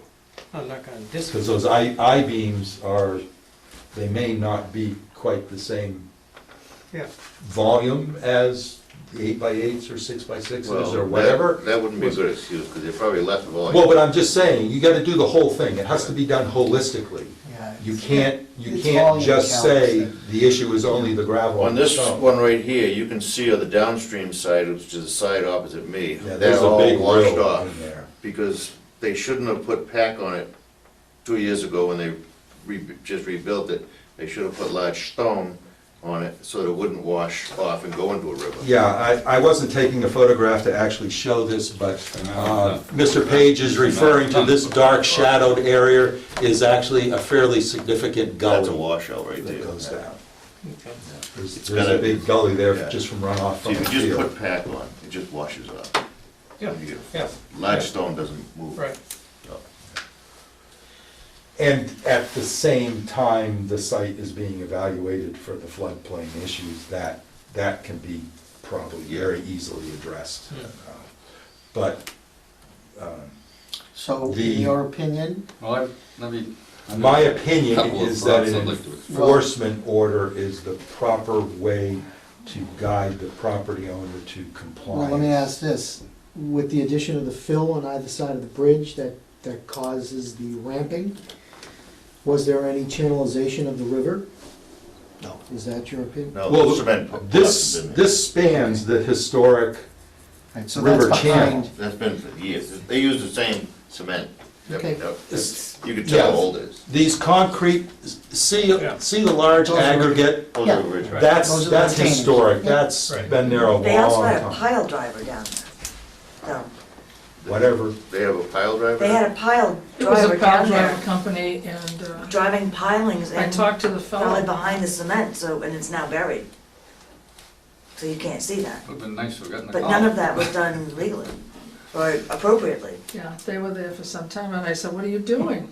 And he said, "We're building a new bridge." It doesn't look You quite probably elaborate should've enough to called have us, pile Mark. driven in. Well, No, yeah. it doesn't. I could get them That's what red-handed. it Does was. it matter Like too that northeast of it's somebody. no longer being used for agriculture? It's Purposes? obviously they've made it. No, they are Yeah. haying the field across that No, field, has been. No, no. Oh, we They went out and looked at it. Historically, We went up there and looked at Probably it, They've it been has, haying yeah, it, they mowed it, that's, They didn't yeah, actually use it, they just mowed it. yeah. it's haying. That's haying it. Yeah. If they don't gather it, it's still haying, I guess. Yeah. Maybe not after 5 or 10 years, but Right, there's it's a a very duration extended period. Part of the usage of land like that is to leave it fallow for a couple of years. Yeah, Yeah. well, you can see right there, the field is actually Yeah. in good Yeah. shape. It used to be corn when I was a kid. No, it's That's been hay for corn many in our years. lifetime. Yeah, That's a very wet field. But, Makes sense. that's why the grass is probably so green. Either way, Sam Herrick told me that he had discontinued haying 5 years ago, and the Wetlands Protection Act only expires the agricultural categorization if the land has not been in production for 5 years. Yeah. So it's still, to our regulatory A hayfield. perspective, it's Mhm. still an agricultural use. Yeah. Was he planning on bringing it back? Did he tell you his? He long-term- told us he hated it. Is he didn't tell you what He his told us- plans are? for- He is no longer No, he was affiliated not. with that land. Oh, he isn't? No, no, Sam, William Sam, no, Herrick. that was Bill. it's Brothers. Chip's His brother. land. Oh, his so his Yeah. brother's Mm. potentially planning on using that for Right. something. That's He what- built a bridge. He said he hated it within the year. Chip. He said they weren't able to come back because of the drought, they weren't able to do anything more with it. That may have been just the mowing aspect of it, I don't know. But anyway, for purposes of discussion, the discussion is about substantial fill in the Yeah. floodplain. There, in my opinion, there's no dispute that there has been agricultural usage there, and it's not over 5 years, so it still is Considered valid. agriculture. Yeah. I would have to agree because of this, that he's going to have an engineer come down and say, actually, the parts of the road that weren't raised are probably lower than they were 2 years ago when the last time it was raised, because you can see where it all washed away. And it's probably been 2 years since that water went down. Kurt would know. Well, I've lived down the street, downstream. He's on a different water course. I am, but Oh, I it go is. by that property reasonably frequently. I didn't happen to notice this activity, but as Martha can tell us, that bridge has washed out several times in the last 36 years, Yes. 38 years, and this looks to me like a replacement that makes some sense. It's wider also. It's Yeah. built for heavier traffic, I think. I don't consider those planks that go north and south there to be a significance in terms of raising. It just stabilizes the forces across it. And it looks to me from the under construction that it is a much more stable bridge. And remember the downstream property, is that yours, where Yeah, an old New Hampshire bridge was put in place to keep that from which, frequently washed out. And I think the flooding that occurs in major storms, and there have been at least 3 times in my years living here, that that Mill River goes way over its boundaries and washed out bridges on, I took out of town. on both sides of me, yes, Yeah. on Weathersfield Yeah, Street. yeah. And those kinds of things happen. I don't know how you provide compensatory flood storage. The flood will find its own compensatory area to But you know, the beauty of this is we don't have to, because it's not our responsibility to do that. It's the property owner's responsibility to comply with the regulations and hire the appropriate professionals. Regulation may not make much sense in this particular site. I don't Because when the know. river comes up, it's gonna go over that bridge too. Well, That's- actually, but again- when we were there, the dead trees up on the banking Yeah. were, because I can't remember when there was that much water there, but, you know, it's obviously proof. Well, when we were there in 2007, those planks that were basically flush for all intents and purposes, or just on 6x6s or Yeah. 8x8s across those Yeah, concrete flush, pads, yeah. the water was right up to underneath it because of the beaver activity. Well, it's floated away at least 3 Right. times that I know. And Sam had Lot put than that. 2 pipes in with chains connecting to it to hold it in place and allow it to rise and float and then drop back down in the same place Right. in 2007. That's what I remember from the site visit. I guess I also don't consider one truckload to be substantial in this particular case. Oh, However, I think it'd be appropriate to have an application made, since the whole thing should have been brought before us in the first place. And I would support the issuance of the action that you've described. But I think this is a better result, but, But that's not what our criteria is. well, Our criteria is that in the interests of the act, we need to make sure that floodwaters are not displaced.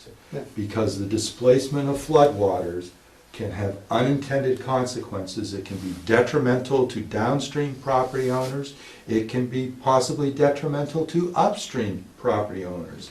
The reason Rowley's floodplain district bylaw talks about obstructing flood flows and uses that specific language is just because of situations like this, where you don't engineer and design the site so that you are not impeding floodwaters.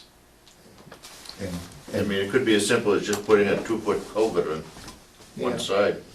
Well, as you and I discussed, it might be as simple as them going on that long approach going up to the hayfield and simply grading it down and making it more flush and level with the section Yeah, that was because that seemed like pre-existing. that had more velocity or something on that side Well, than the other it side. also was less a severe slope than going up to Yeah. the street and had the potential to be graded flat so the flood waters could just go over there. Yeah. But the important thing is that you don't want to displace floodwaters, and that's clearly what has happened here.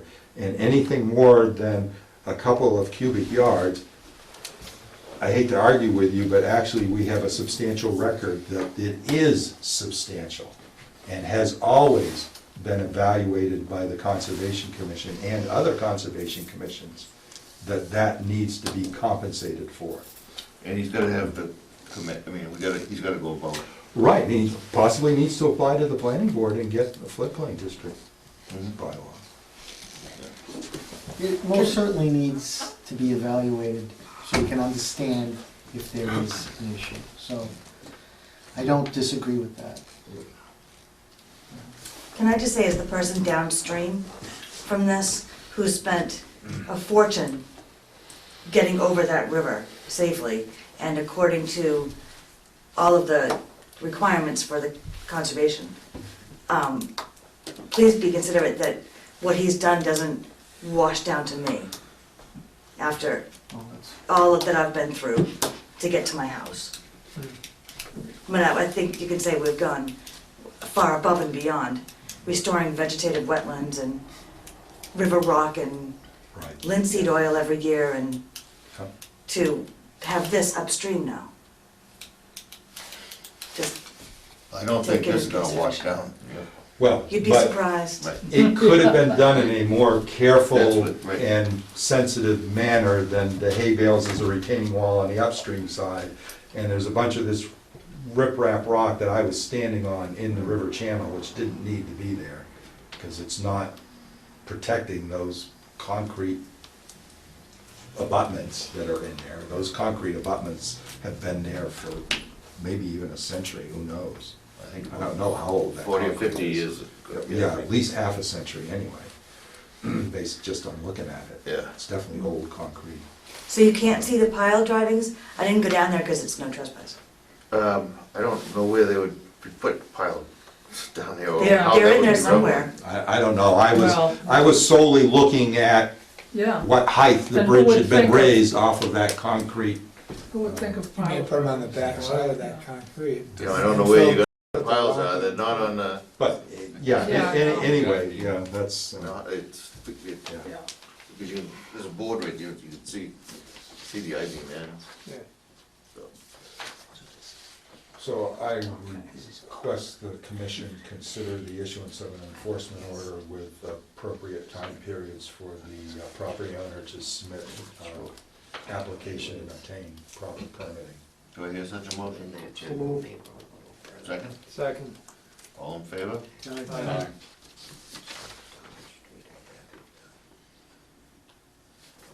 That was why I wanted your bridge tied down. The engineers originally weren't going to do that on either Tied end. down, that bridge isn't going anywhere, Oh, my goodness. ever. I know, but, you know, Yeah. those kinds of floods that we used to have conceivably could. Mother's Day? Yeah. I was concerned. There was so many 100-year storms in like 3 or 4 or 5 That's years, right. yeah. Yeah, water.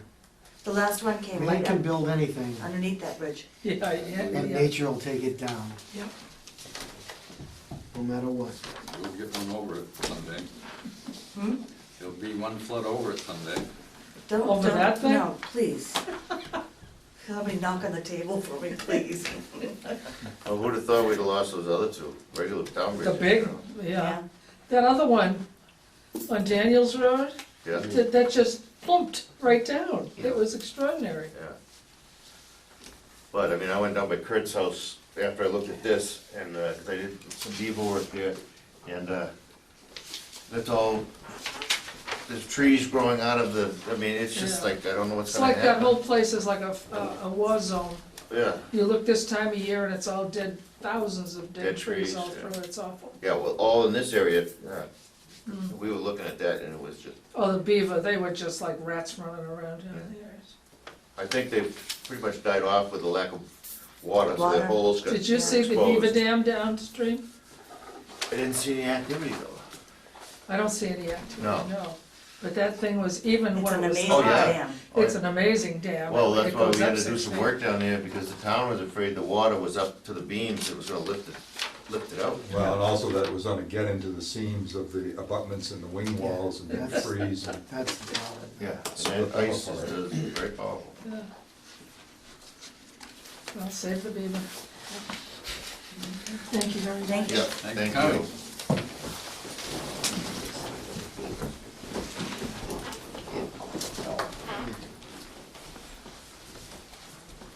Take environmental benefit to humanity, just in wet meadow. Well, the town ought to do something about the bridge down I to wonder what Jewel people- Mill, 'cause that's in worse shape than This this. summer. Really? Soon there were a lot Oh, of yes, the one beaver upstream. dams Yeah. that are- Yeah. Yeah, that's, Yeah, they're gonna have to, Yeah, the I Glen think they were Street talking about Bridge. widening and stuff But- like that. that's That corner, part of that's it. horrible. It's even if it gets dry, that's why they have They to dam. move. Well, and That's gonna bring us to the Pingree Farm Conservation Area proposed signage.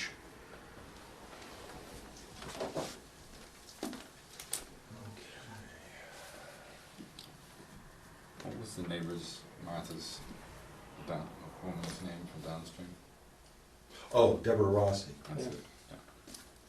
Do you know the other woman's Martha name? Chase Geary, she owns the Mary Chase Farm. Hmm.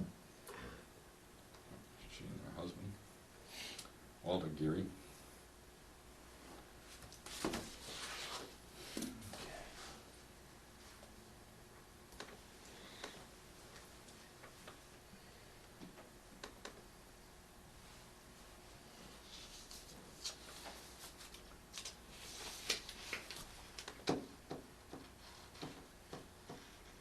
So a while back, we had a request from the water department superintendent to be allowed to erect a number or different signage or whatever at the access drive that crosses the Conservation Commission's open space Pingree Farm parcel that's on Pingree Farm Road, or i.e. the western conservation land. We had a joint meeting with town administrator, Dave Peterson as selectman, and Mary Beth Weiser and myself, in talking about the issue that had to do with the sign and having the sign be representative of the land use management plan, which we discovered had a number of restrictions in it. This is just my rough draft, my notes, the email from the town administrator after that meeting about what was going to be proposed to be on the sign. I requested the ability to go back and consult the management plan for what the exact wording should be. And so this evening, I'm proposing for the commission's consideration that this be kind of representative of what the sign would say. Pingree Farm Conservation Area, 2 lines, big bold. That's kind of how our signage has been for a lot of our conservation areas anyway. And then it would say the following activities are prohibited: vehicle parking, unleashed dogs, hunting, trapping, or the use of firearms or weapons. That comes directly from the land use management plan. Possession of alcoholic beverages or controlled substances. And then finally, motorized vehicle access. Water Department Superintendent desired a statement about the drinking water supply area. The sign we already have for the Pingree Farm Conservation Area talks about protection of drinking water, and the Water Department themselves has put up some standard signage about protecting drinking water supply. So this ends with, on the bottom, having that drinking water supply area. One question I have for the commissioners, the second item where we say unleashed dogs. There is another way of saying that, and you could say that a prohibited item would be dogs not on leashes. I just wanted to, I just wanted to show you that I studied this, looked for examples, and come back to you with this. I think There was an offer from the water department that they would facilitate the acquisition and the erection of the sign. If you folks approve this as the draft for what the sign should say, I'm going to find out if the water department is still willing to acquire this. I anticipate that it would be something like a 3 by 4 foot metal sign. You What about picking up after explicit, dogs? I'm sorry? What about picking up after dogs? Well, okay. That's when we originally started this. What about littering or trash disposal? Wouldn't that include Right, so refuse? it could add to, if you wanted to add it to that statement about unleashed dogs, you could add in the policing of pet waste or something like that. The water department had initially asked about putting a sign up, do you feel that, something similar to what we had proposed. I mean, remember, we do also have that signage we also recently acquired that talked about. What you could do, you could put that right underneath the drinking water supplier, just say drinking water supplier, please remove all dog waste. Because it's kind of, Well, I think it, to be honest with you, I think we should marry it with the unleashed dog statement. I think that should be in the same, could do it that same line on there. Yeah, that's the only thing I can think of, is because that's what originally started. Right, but it was parking Parking. and pet waste Pictures of were the dogs. two hot buttons that initiated this, yes. Do you think something should be said about, you mentioned explicitly firearms. Because that is the language in the land use management. How about archery? Well, again, Firearms or weapons. firearms or Is that weapons. weaponry? So weapon. Weapons. 'Cause you That can't hunt, includes so why would you have archery if you slingshots, can't hunt? catapults, What I'm trebuchets, suggesting is, blowguns. if you're explicitly stating it, Yeah. that's always better than Pumpkin leaving it cannons. in any way. Then we'll have a samurai guy come up there, and samurai swords. I mean, you know, I would think it would be important to add dumping to that list of prohibited Dumping's a activities. good one, yeah. Yeah, I think you could simply say motorized vehicles. There is certainly room Access to is put also- another line and put the same kind of statement as the individual signs we just procured for Hunsley Hills and the Boxford Road. Well, we have those Dumping, signs. littering, whatever. yeah. No, but there's no reason why we can't incorporate Yeah. into this. There's plenty of room. All right. And that's why you send this stuff to a graphic guy that'll, all sign places usually have a graphic guy that then can put the thing together. So add pet waste to the No, what you unleashed think, you dogs. just take out access and put no motorized vehicles? I just, well, I mean, just having them, you know, be grammatically parallel, would read I'm sorry? activities prohibited, motorized vehicles, access is sort of superfluous. and why is the access on the motor vehicles? I mean, you just put. Yeah, If you do bring them, you can't Yeah, park. Well, you know what, I guess a motorized vehicle isn't an activity. It's when you put the access on there, now it becomes an activity. Oh, Yeah. okay. I'm just like the following activities, so. Can you see how you get the dog waste in there? I know, it's a You're copy. using- Well, then it would be Off-road motorized vehicles. vehicle access. Or- and- Access is and the- park. No, I see it, that's right, I see what you. Combine those two. The first and the last one. So it says motorized vehicle Well, access. again, park. vehicle parking was, it's felt that vehicle parking Is should the be biggest a issue. statement by itself, because Yeah. again, that was one of the buttons that No, Trigger this. triggered this. Can we move Aren't then doing motorized wise. vehicle access right under it, since they go, sort of go together? Period. yeah. And then Let's see. wheels, bikes, I guess. are- I don't see why I not. don't have a problem having the two of them, but, I put them together, one next to each other, Sure. and then add dumping, will give you more room. Yep.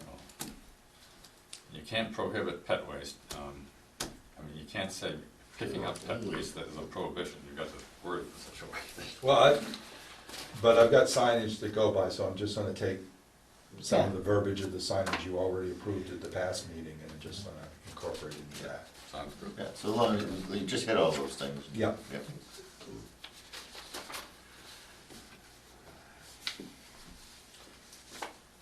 May I have a motion on that, please? I'll make a motion. Second. All in favor? Aye.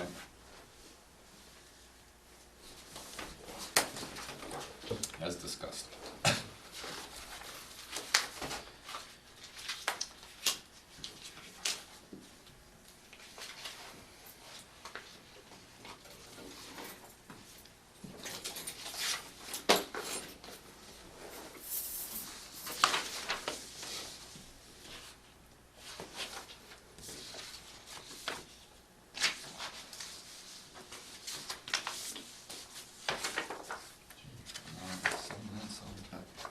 I know. Okay. That brings us, Oh, no, actually, we haven't left the signage thing. oh.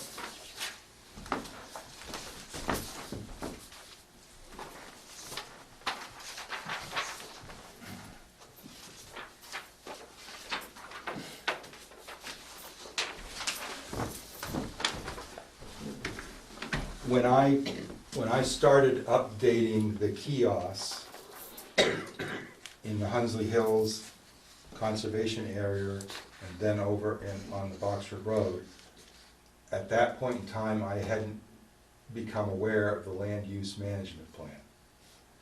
So since that time, this is just a redraft of what the commission had previously approved, but the phraseology, what it used to say was dogs had to be under control. So really the major edit to this is that dogs must be leashed and clean up pet waste. It didn't have anything about pet waste on it before, it just had that dogs had to be controlled.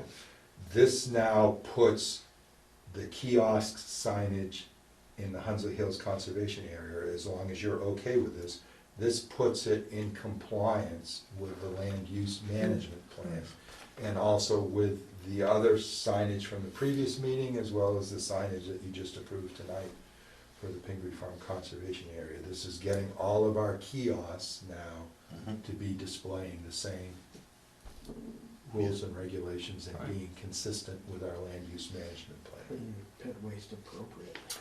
Now, I will say, I also added another thing on here. I can't remember whether I relayed to you that someone decided to take a can of orange spray paint and try to make their own trail on Hunsley Hills. Mm. It was someone tree that we stand know at and the end love of it. with horses, before we had the new trail got fully Is that pushed for, back. is it iridescent orange for night riding? I don't know, so I have added on here, stay on established trails indicated by black and white trail markers, and I put that right above where we describe the length of the different trails. And then underneath that, you'll see I put no unauthorized marking or cutting of trails or vegetation. Now, actually, that's consistent with the land use management plan and the conservation restrictions that are on our property, which all call for only the Conservation Commission being the only body that can designate where trails are and can initiate where those trails go and how they're marked, et Because cetera. we've got no dumping and everything on the other signs that we have. Well, there. we've got a separate sign now mounted on the kiosk that says the no dumping and the no littering and stuff. Yeah.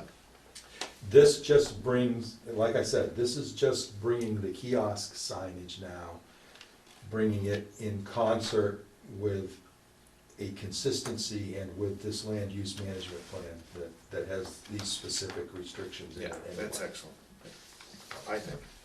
Anybody have anything else they would add or subtract? That's good to me. Yeah, looks good. Thank you. Would you use, I mean, I like the way you do a lot of the wording here. Is there any way to carry over this to the other sign? Yeah. It seems, Yeah, well, nice. This now that seems you really told me to nicely go done. edit the thing, yes, I'm going to. Dogs must at least clean up, I'm not sure what you should So do. just as a further extension of this, this is the Boxford Road Pingree Farm kiosk signage, which had not been updated, because I just hadn't gotten to it. So with Debbie's help, our new secretary, she and I worked on this. So again, you're really just going to see a consistency Yeah. and the same nomenclature used, Yeah. whatever. Now, all of the conservation land that we have, we actually have these same guidelines, don't we? When we vote on them and put them in place or incorporate them into CRs on it, yes, it's starting to get that way. But we do have conservation land that doesn't have any restriction. I'm not even sure that all of them even have survey plans and stuff. In fact, I haven't yet found a survey plan for Hunsley Hills, but anyway. I was just gonna say, why not have conservation trail use guidelines and put Yeah. the same thing at every Well, place? when the scout gets done his project for the kiosk on Dodge Reservation, I'm going to be coming to you and talking about this, as well as hopefully maybe even before that, although he started to dig the holes. I'm also trying to finish the conservation restriction on Dodge Reservation also. Debbie and I are working on that. You're this is probably gonna excellent. get tired of me, that now that Debbie and I are working together, you see, we're getting a lot of this No, I stuff. think this one looks excellent, basically the same. Yeah, yeah, not trying to do anything different, but just trying, yes, to bring consistency to rules of use and guidance for people coming on our conservation land so that they'll be respectful. Common sense. Well, I will say one thing, usually people that have pets, if they pick up,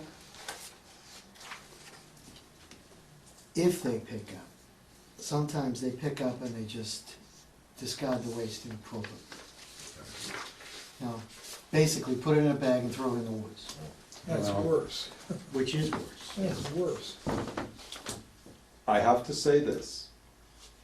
I regularly visit the Hunsley Hills parking lot, obviously, since we addressed the dumping issue there, but I still regularly visit that. I usually every month, every 2 months, get to the Boxford Road. I actually have not found bags of pet waste discarded. Usually what I'm finding is napkins, lunch, and beverages. So since I happened to mention that no attention had been paid to the Boxford Road Pingree Farm kiosk, at the same time we did the trail use guidelines, Debbie and I also worked on this little history blurb piece. Since there was something, actually the document that was in the kiosk was these two things scrunched together in 2 columns on 1 sheet of paper, and we thought it made much more sense to make 2 sheets of paper. I didn't get one. Oh, I'm sorry. I'm terribly sorry. I was wondering why I had an extra one. I apologize. Well, So we tried not to really rewrite anything on there, but we did sort of look at what was in the Hunsley Hills little piece or whatever, and we just tried to write this out, and we updated the emergency information that was on there. It actually had a totally wrong number. It had an ancient number for the police department before 911. It wasn't even a correct number. No, I think that's excellent. I would say lime and other Don't need diseases. mushrooms. There's a whole host Oh, of them. there is? There are about 10 of them now. Yeah, Ticks carrying. the other ones are even worse. Yeah, yeah. But I mean, what do you get, Yeah, again, we're just, the important point is that, put the Latin name and we down and actually all do, that. we have the Mass Department of Public Health approved tick habitat signs are also posted in all of our kiosks also. So, yeah, the important thing is that we are warning folks that there are definitely ticks there. Nope, I think that looks good. Thank you.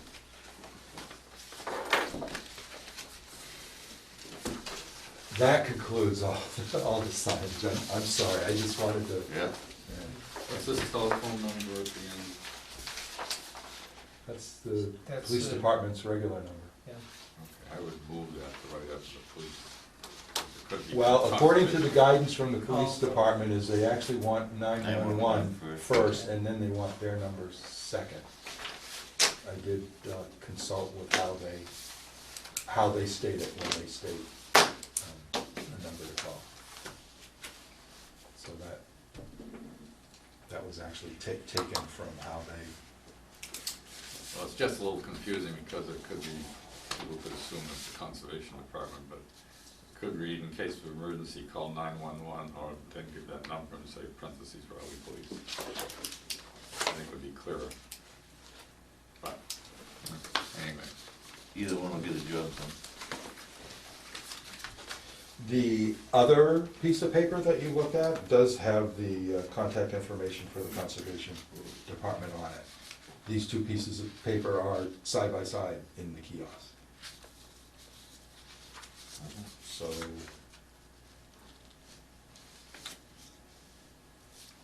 it was kind of an attempt to just separate it so that there wouldn't be confusion there, that have the emergency numbers by themselves on the bottom of 1 sheet and our information identified as us on the other. Probably saying, bring your cell phone, in case of emergency call. No, that's not, that doesn't work all the time. In some different Well, areas. it doesn't, but if you don't have a cell phone in the first place, you can't call anybody. Yeah. Right, yes. It's always a good idea when you're out in the woods to have a cell phone. Okay. If you got the right kind, you can always use it to start a fire.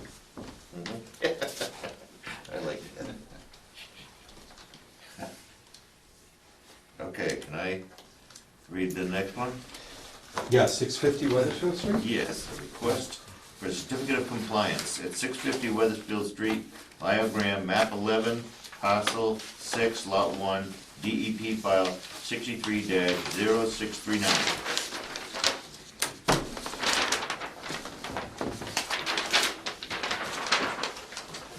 And the commission does have a memo on this. Yep. Want me to read the, okay. Well, actually, just, sure, you can go ahead and read it. While you're doing that, I'll show you pictures of the site. The office received a request for a certificate of compliance for the accompanied by an as-built plan titled As-Built Plan of Land in Raleigh, Mass. 650 Weathersfield Street, dated September 19, 2016. A letter from the Moran Cameron Group, Inc. confirmed overall compliance with the issued order on the construction of the addition. A field inspection was conducted on October 20th, 2016.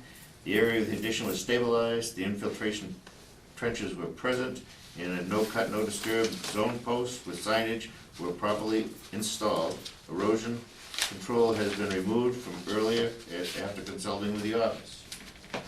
The issue order contains the following ongoing conditions.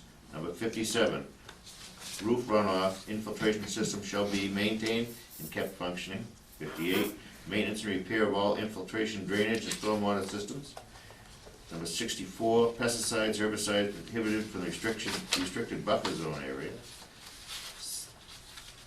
Okay, 65, fertilizer for landscaping shall be slowly released in low nitrogen content. Number 66, a variable width, no cut, no disturbance zone was now established. 67, the no cut, no disturbance zone signage shall be maintained and kept functioning. The commission may wish to consider the issuance of a complete certificate of compliance with the ongoing conditions as listed above. And so this was an addition to an existing structure, and you can see from this photograph that grass is all substantially grown in and is nice and thick. You can see a little bit of the roof runoff infiltration trench in this particular photograph. This is a better photograph of the length showing the crushed stone infiltration trench on the left-hand side, and on the right-hand side you can see one of the no cut, no disturbance signposts. And here's a close-up view. This property then slopes substantially down, goes, the Mill River is in back here, 200-foot riverfront area is there.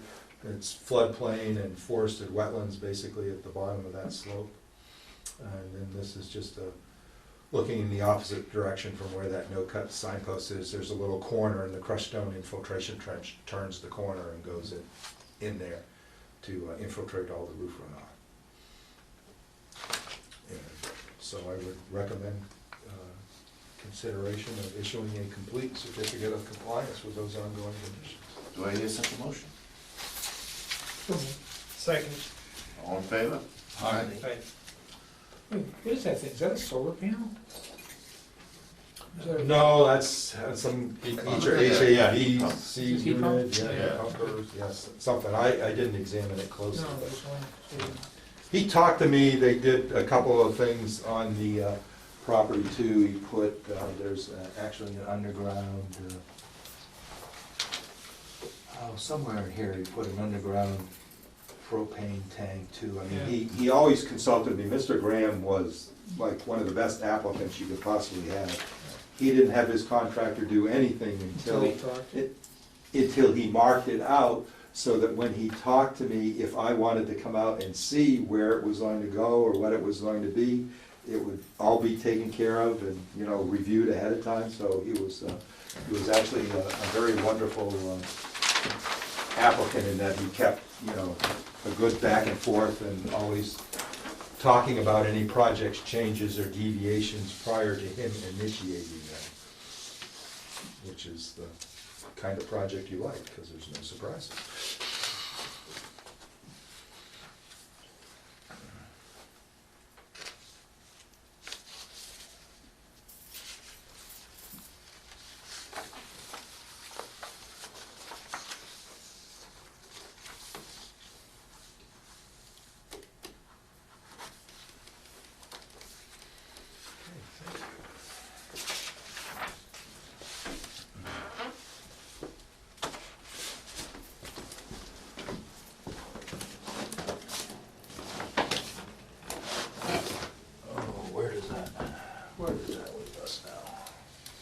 I think that's it for the top. Then we have the status permits enforcement.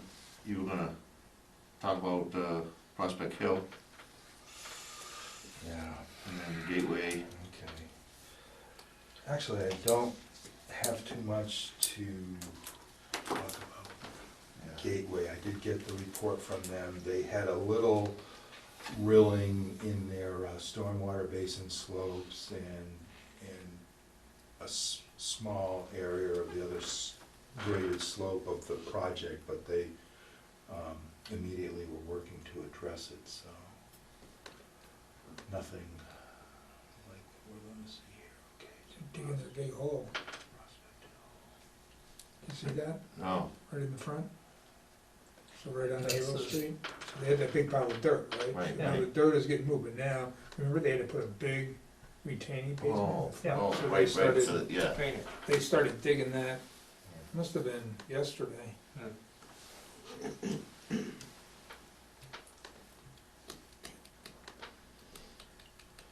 So I thought it would make more sense, because I'm not sure whether any of the commissioners ever became acquainted with this project.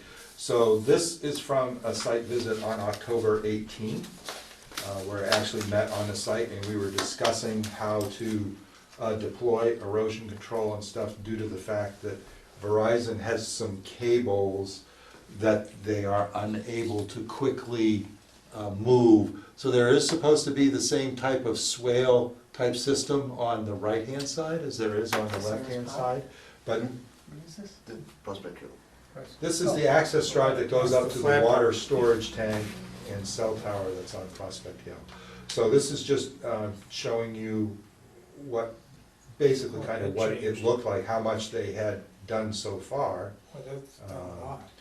That's, That's that's a- looking down. That's a from big the difference top. from what I remember. You wait. So, Oh, there's more to come. yeah.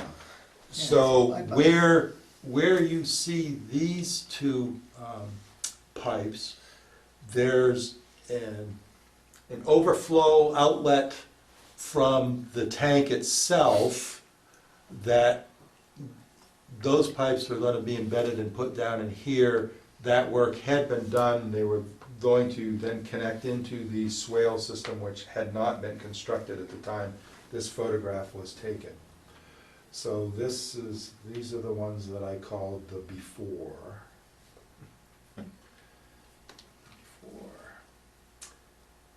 This is going to be the after. Drum roll. Yeah, well, That's still a before, well, five. oh, did I get that a little bigger? Excuse me. Okay. You can see that we've got a big rill where all these leaves are collected. That is not supposed to be a depression or a gully. And Oh, no. this is, All the straw water was I on. couldn't figure out how to put these things in order or whatever, but, That's okay. so this is down at the top. Here's the abandoned storage tank that's basically halfway up the hill. So I'm further up and we're looking at what happened to where there used to be erosion control blanket, rock check dams, and sediment sock across there that's all gone. Basically, a third of the way down on the two distinct slopes, upper half, lower half, that stayed in place and held. This is where things ended. This was newly constructed, this is on the right side of the road. This is the left side, looking up, and things fell apart down below there. This shows you the sediment load, it's all the way up to the top of that 12-inch sediment sock. It worked. This shows you the same, looking a different perspective of that same gullying and rill that's along the edge of what is supposed to be the access road. And this is where, Can't even see the this surface. shows you the fact, the force of the water actually tore off the ends. The 12-inch sediment sock only was anchored at 3 points. The two stakes on either end, a stake in the center, that apparently was not sufficient. And you notice that there's no rock check dams there anymore. Well, there it all is, that's the upper slope. There's all the erosion control blanket, what's left of the sediment sock, and all sorts of sediment and everything in one huge mound that's about the size of a dump truck. So the water had to be over that. And this is just Yeah. this is the other perspective, again, this is the mound of material on the upper slope. This is at the halfway point. That's the fabric too, isn't it? That's all the erosion control fabric, yeah. So, now here we're getting to the lower point. So here's where a lot of the rock and stuff got caught behind the sediment sock. Again, this is the lower slope. In the upper quarter or upper third held in place. This is one of the check dams that actually held in place, but it's now all retaining sediment and everything, all behind it. Again, erosion control, here is where things busted loose. So that's the end of the erosion control blanket that before went all the way down the slope, gullying and rilling of the roadway surface. And now the Grand Canyon exists where the swale used to be. This is getting down towards the bottom. This is the town's gate. This is DCR's gate for the state park that surrounds this.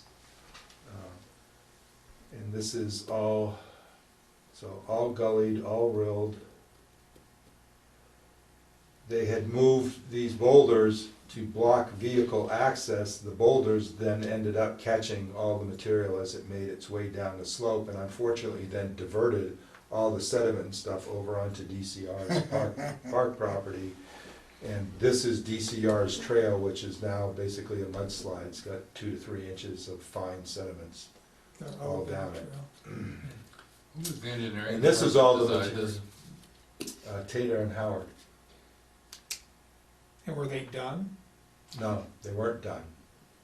But that's, They were, this was all done. Yeah. I mean, it all was that, partially done. As you can see, the grass was just starting to Starting to grow, germinate, yeah. but there was no substantial root system to hold it. And apparently the staking and what was done wasn't sufficient to resist the amount of water that came down. Now, unfortunately, this is the access drive just off of Haverhill Street. And these are the two same spots where it washed out before and went into the adjacent private property, which is also forested wetlands.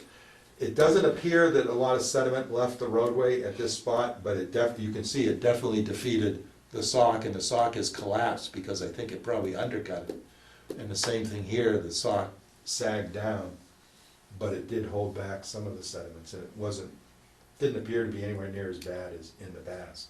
Are the socks staked? Yes. Yeah, you can see one of the stakes there, there's another stake back here, I don't know, should have been another stake there. it seems like it should have been, Looks like there should have been more staking. I asked them for, the specs from whoever their supplier was as to what the recommended anchoring was in the distance, and I haven't gotten that as of yet. So. Looks to me, whenever you've got significant downhill slopage, the hay bales would be much more appropriate than sockage.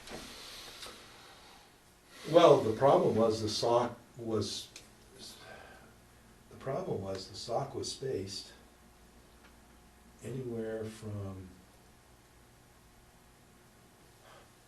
50 to 60 feet apart, and I think on a slope like that, I think the recommended spacing is 20 feet. As well as the fact they also relied upon those rock check dams, and those rock check dams were obviously not of a sufficient size and weight that they actually could resist. Once things started going downhill, there was nothing to stop it until it reached the boulders at the bottom. So the one good thing from this is that plan didn't work. And now they know. Well, it seems that, yeah, they're probably gonna have to come back with a different plan. Now, remember though, we're not exactly sure what the nature and extent of this storm was. It's somewhere between 2 and 3 inches, and it appears that it may have all fallen within a 10 to 12 hour time span. Yeah. So that may have exceeded Oh, normal for sure. design parameters anyway. I mean, You'd you have go to out go back west, to see and what it was the design those parameters were. washouts, they're actually made out of cement, and we're talking on flat ground. Yeah. Yeah, You know, so they might have to come back with a different yeah. plan. Well, at my house, I've got a weather station, and I recorded for the day 2.3 inches, and it was, and most Okay. of that fell at nighttime. Right. Yeah, in a very short. Friday night, and it wasn't still raining Saturday morning when I got up, so just misting, I think, if I recall. Right. So the distressing thing about this was that I didn't get any word of this in the office. I got nervous because I hadn't heard anything, and I stopped there this morning to go look at things. And even when I came back, and when I discovered this situation on site, I called the engineer at Tater and Howard, and I didn't get a call back until the town administrator sent an email inquiring about this, because the first call I made was the town administrator's office. The second call I made was to the engineering firm that the town has hired to oversee this project. And then when I didn't get a call back, and I've never heard from the contractor, and then the town administrator and I were informed that the engineering firm and the contractor met on site an hour after I had been on the site, and I didn't know anything about it. And so I conveyed my displeasure to the town administrator, that I thought that that was very poor, especially when our 2 permits, we have a stormwater permit and we have an order of conditions on this project, because there's 2 different things going on. They trigger both those things. The verbiage in there says immediately. I'm sure you'll hear tomorrow. Well, I already heard from them today. Oh, you did? Yeah, after the town administrator, said, what's going on here? We haven't, now that we've heard from you, we haven't heard what any remedial plans are, mitigation, or when things are gonna be cleaned up or whatever. And so, no, I got a call then. You can believe me, I got a call then. Discussing. Well, I went by after we met, and there was still nothing done. Right. Or nobody was working even, Right. which was strange. Yeah. So they must have said, Plan B. Yeah. So anyway, technically this constitutes a violation. I think let's hold on. Yeah, I was gonna say, but now at least we're getting some feedback and certain response from this, so we can see where this is going to go. But I just meant in terms of, we have had notification issues before with other parties, and we just started to have that same delay in notification, and I think we've taken appropriate steps to let it be known that that is not gonna be acceptable, so, just to keep you apprised of things, so. Was the water department notified? Oh, sure. Geez, I don't know, because I mean, in they need this access case, to that tank, and seems to me. Well, it doesn't appear that access along that roadway has actually been compromised. It's probably about the same condition as before they started. No, actually, it's better, because I remember what it was like. With the For hot sure, dogs you on can the get a road. four-wheel drive pickup truck up there, no problem. And probably a four-wheel drive SUV that's got appropriate clearance, so I'm Or a sure, rental car. I'm sure. Oh, Or it hurts. I can tell you, a Honda Civic will not go there. So I'm sure the water department's service trucks that need to get up there, I'm sure they can get up there. Because actually, most of the gullying and the rilling was all on the side of the travel surface, so, I mean, that's the good news. Basically, Mostly yeah. the side. I mean, the bad news was that it tore out, basically, Everything they did. half of the swales that they had put in place there. The That's worst the news worst is it's gonna be harder to get Yeah. that and get it grass vegetated, between now and, what? Not gonna happen. Well, No, The I first mean, part is gonna I be think clean there up. has to be a significant escalation in the amount of sediment socks and also It would have to be a the change. size Yeah. of the stone It definitely utilized has for to the be check changed. dams and stuff. Yeah. But there's a whole bunch of cleanup that has to happen too, so, now. That's step one. So that is actually all I really have, I believe, to report. Yeah, well, I'm sure we're gonna be talking on They this go in to the the mill future. road, they get a load of rock from the bridge. Did you have something on 414 Gateway, or did you say no? No, just like the verbal report, I received their weekly report. It reported that there was a little gullying and some rilling on the slopes to the stormwater basin and in another small areas of the site, but it was all rather it was nothing compared to this. Yeah, but you And got they were what they moving, and they reported, were moving right off to address it and take care of it. but they reported to you. They reported it. That's good. Standard parking for off the vine seems to be in place and Yeah. seems to be helping a lot. Our next meeting is gonna be November 15th. And then, why is December 6th revised? No, Oh, that the just, agenda. that just means the agenda had been revised. Right here, a motion to close meeting? So moved. Second. Second. All in favor? All right. Um,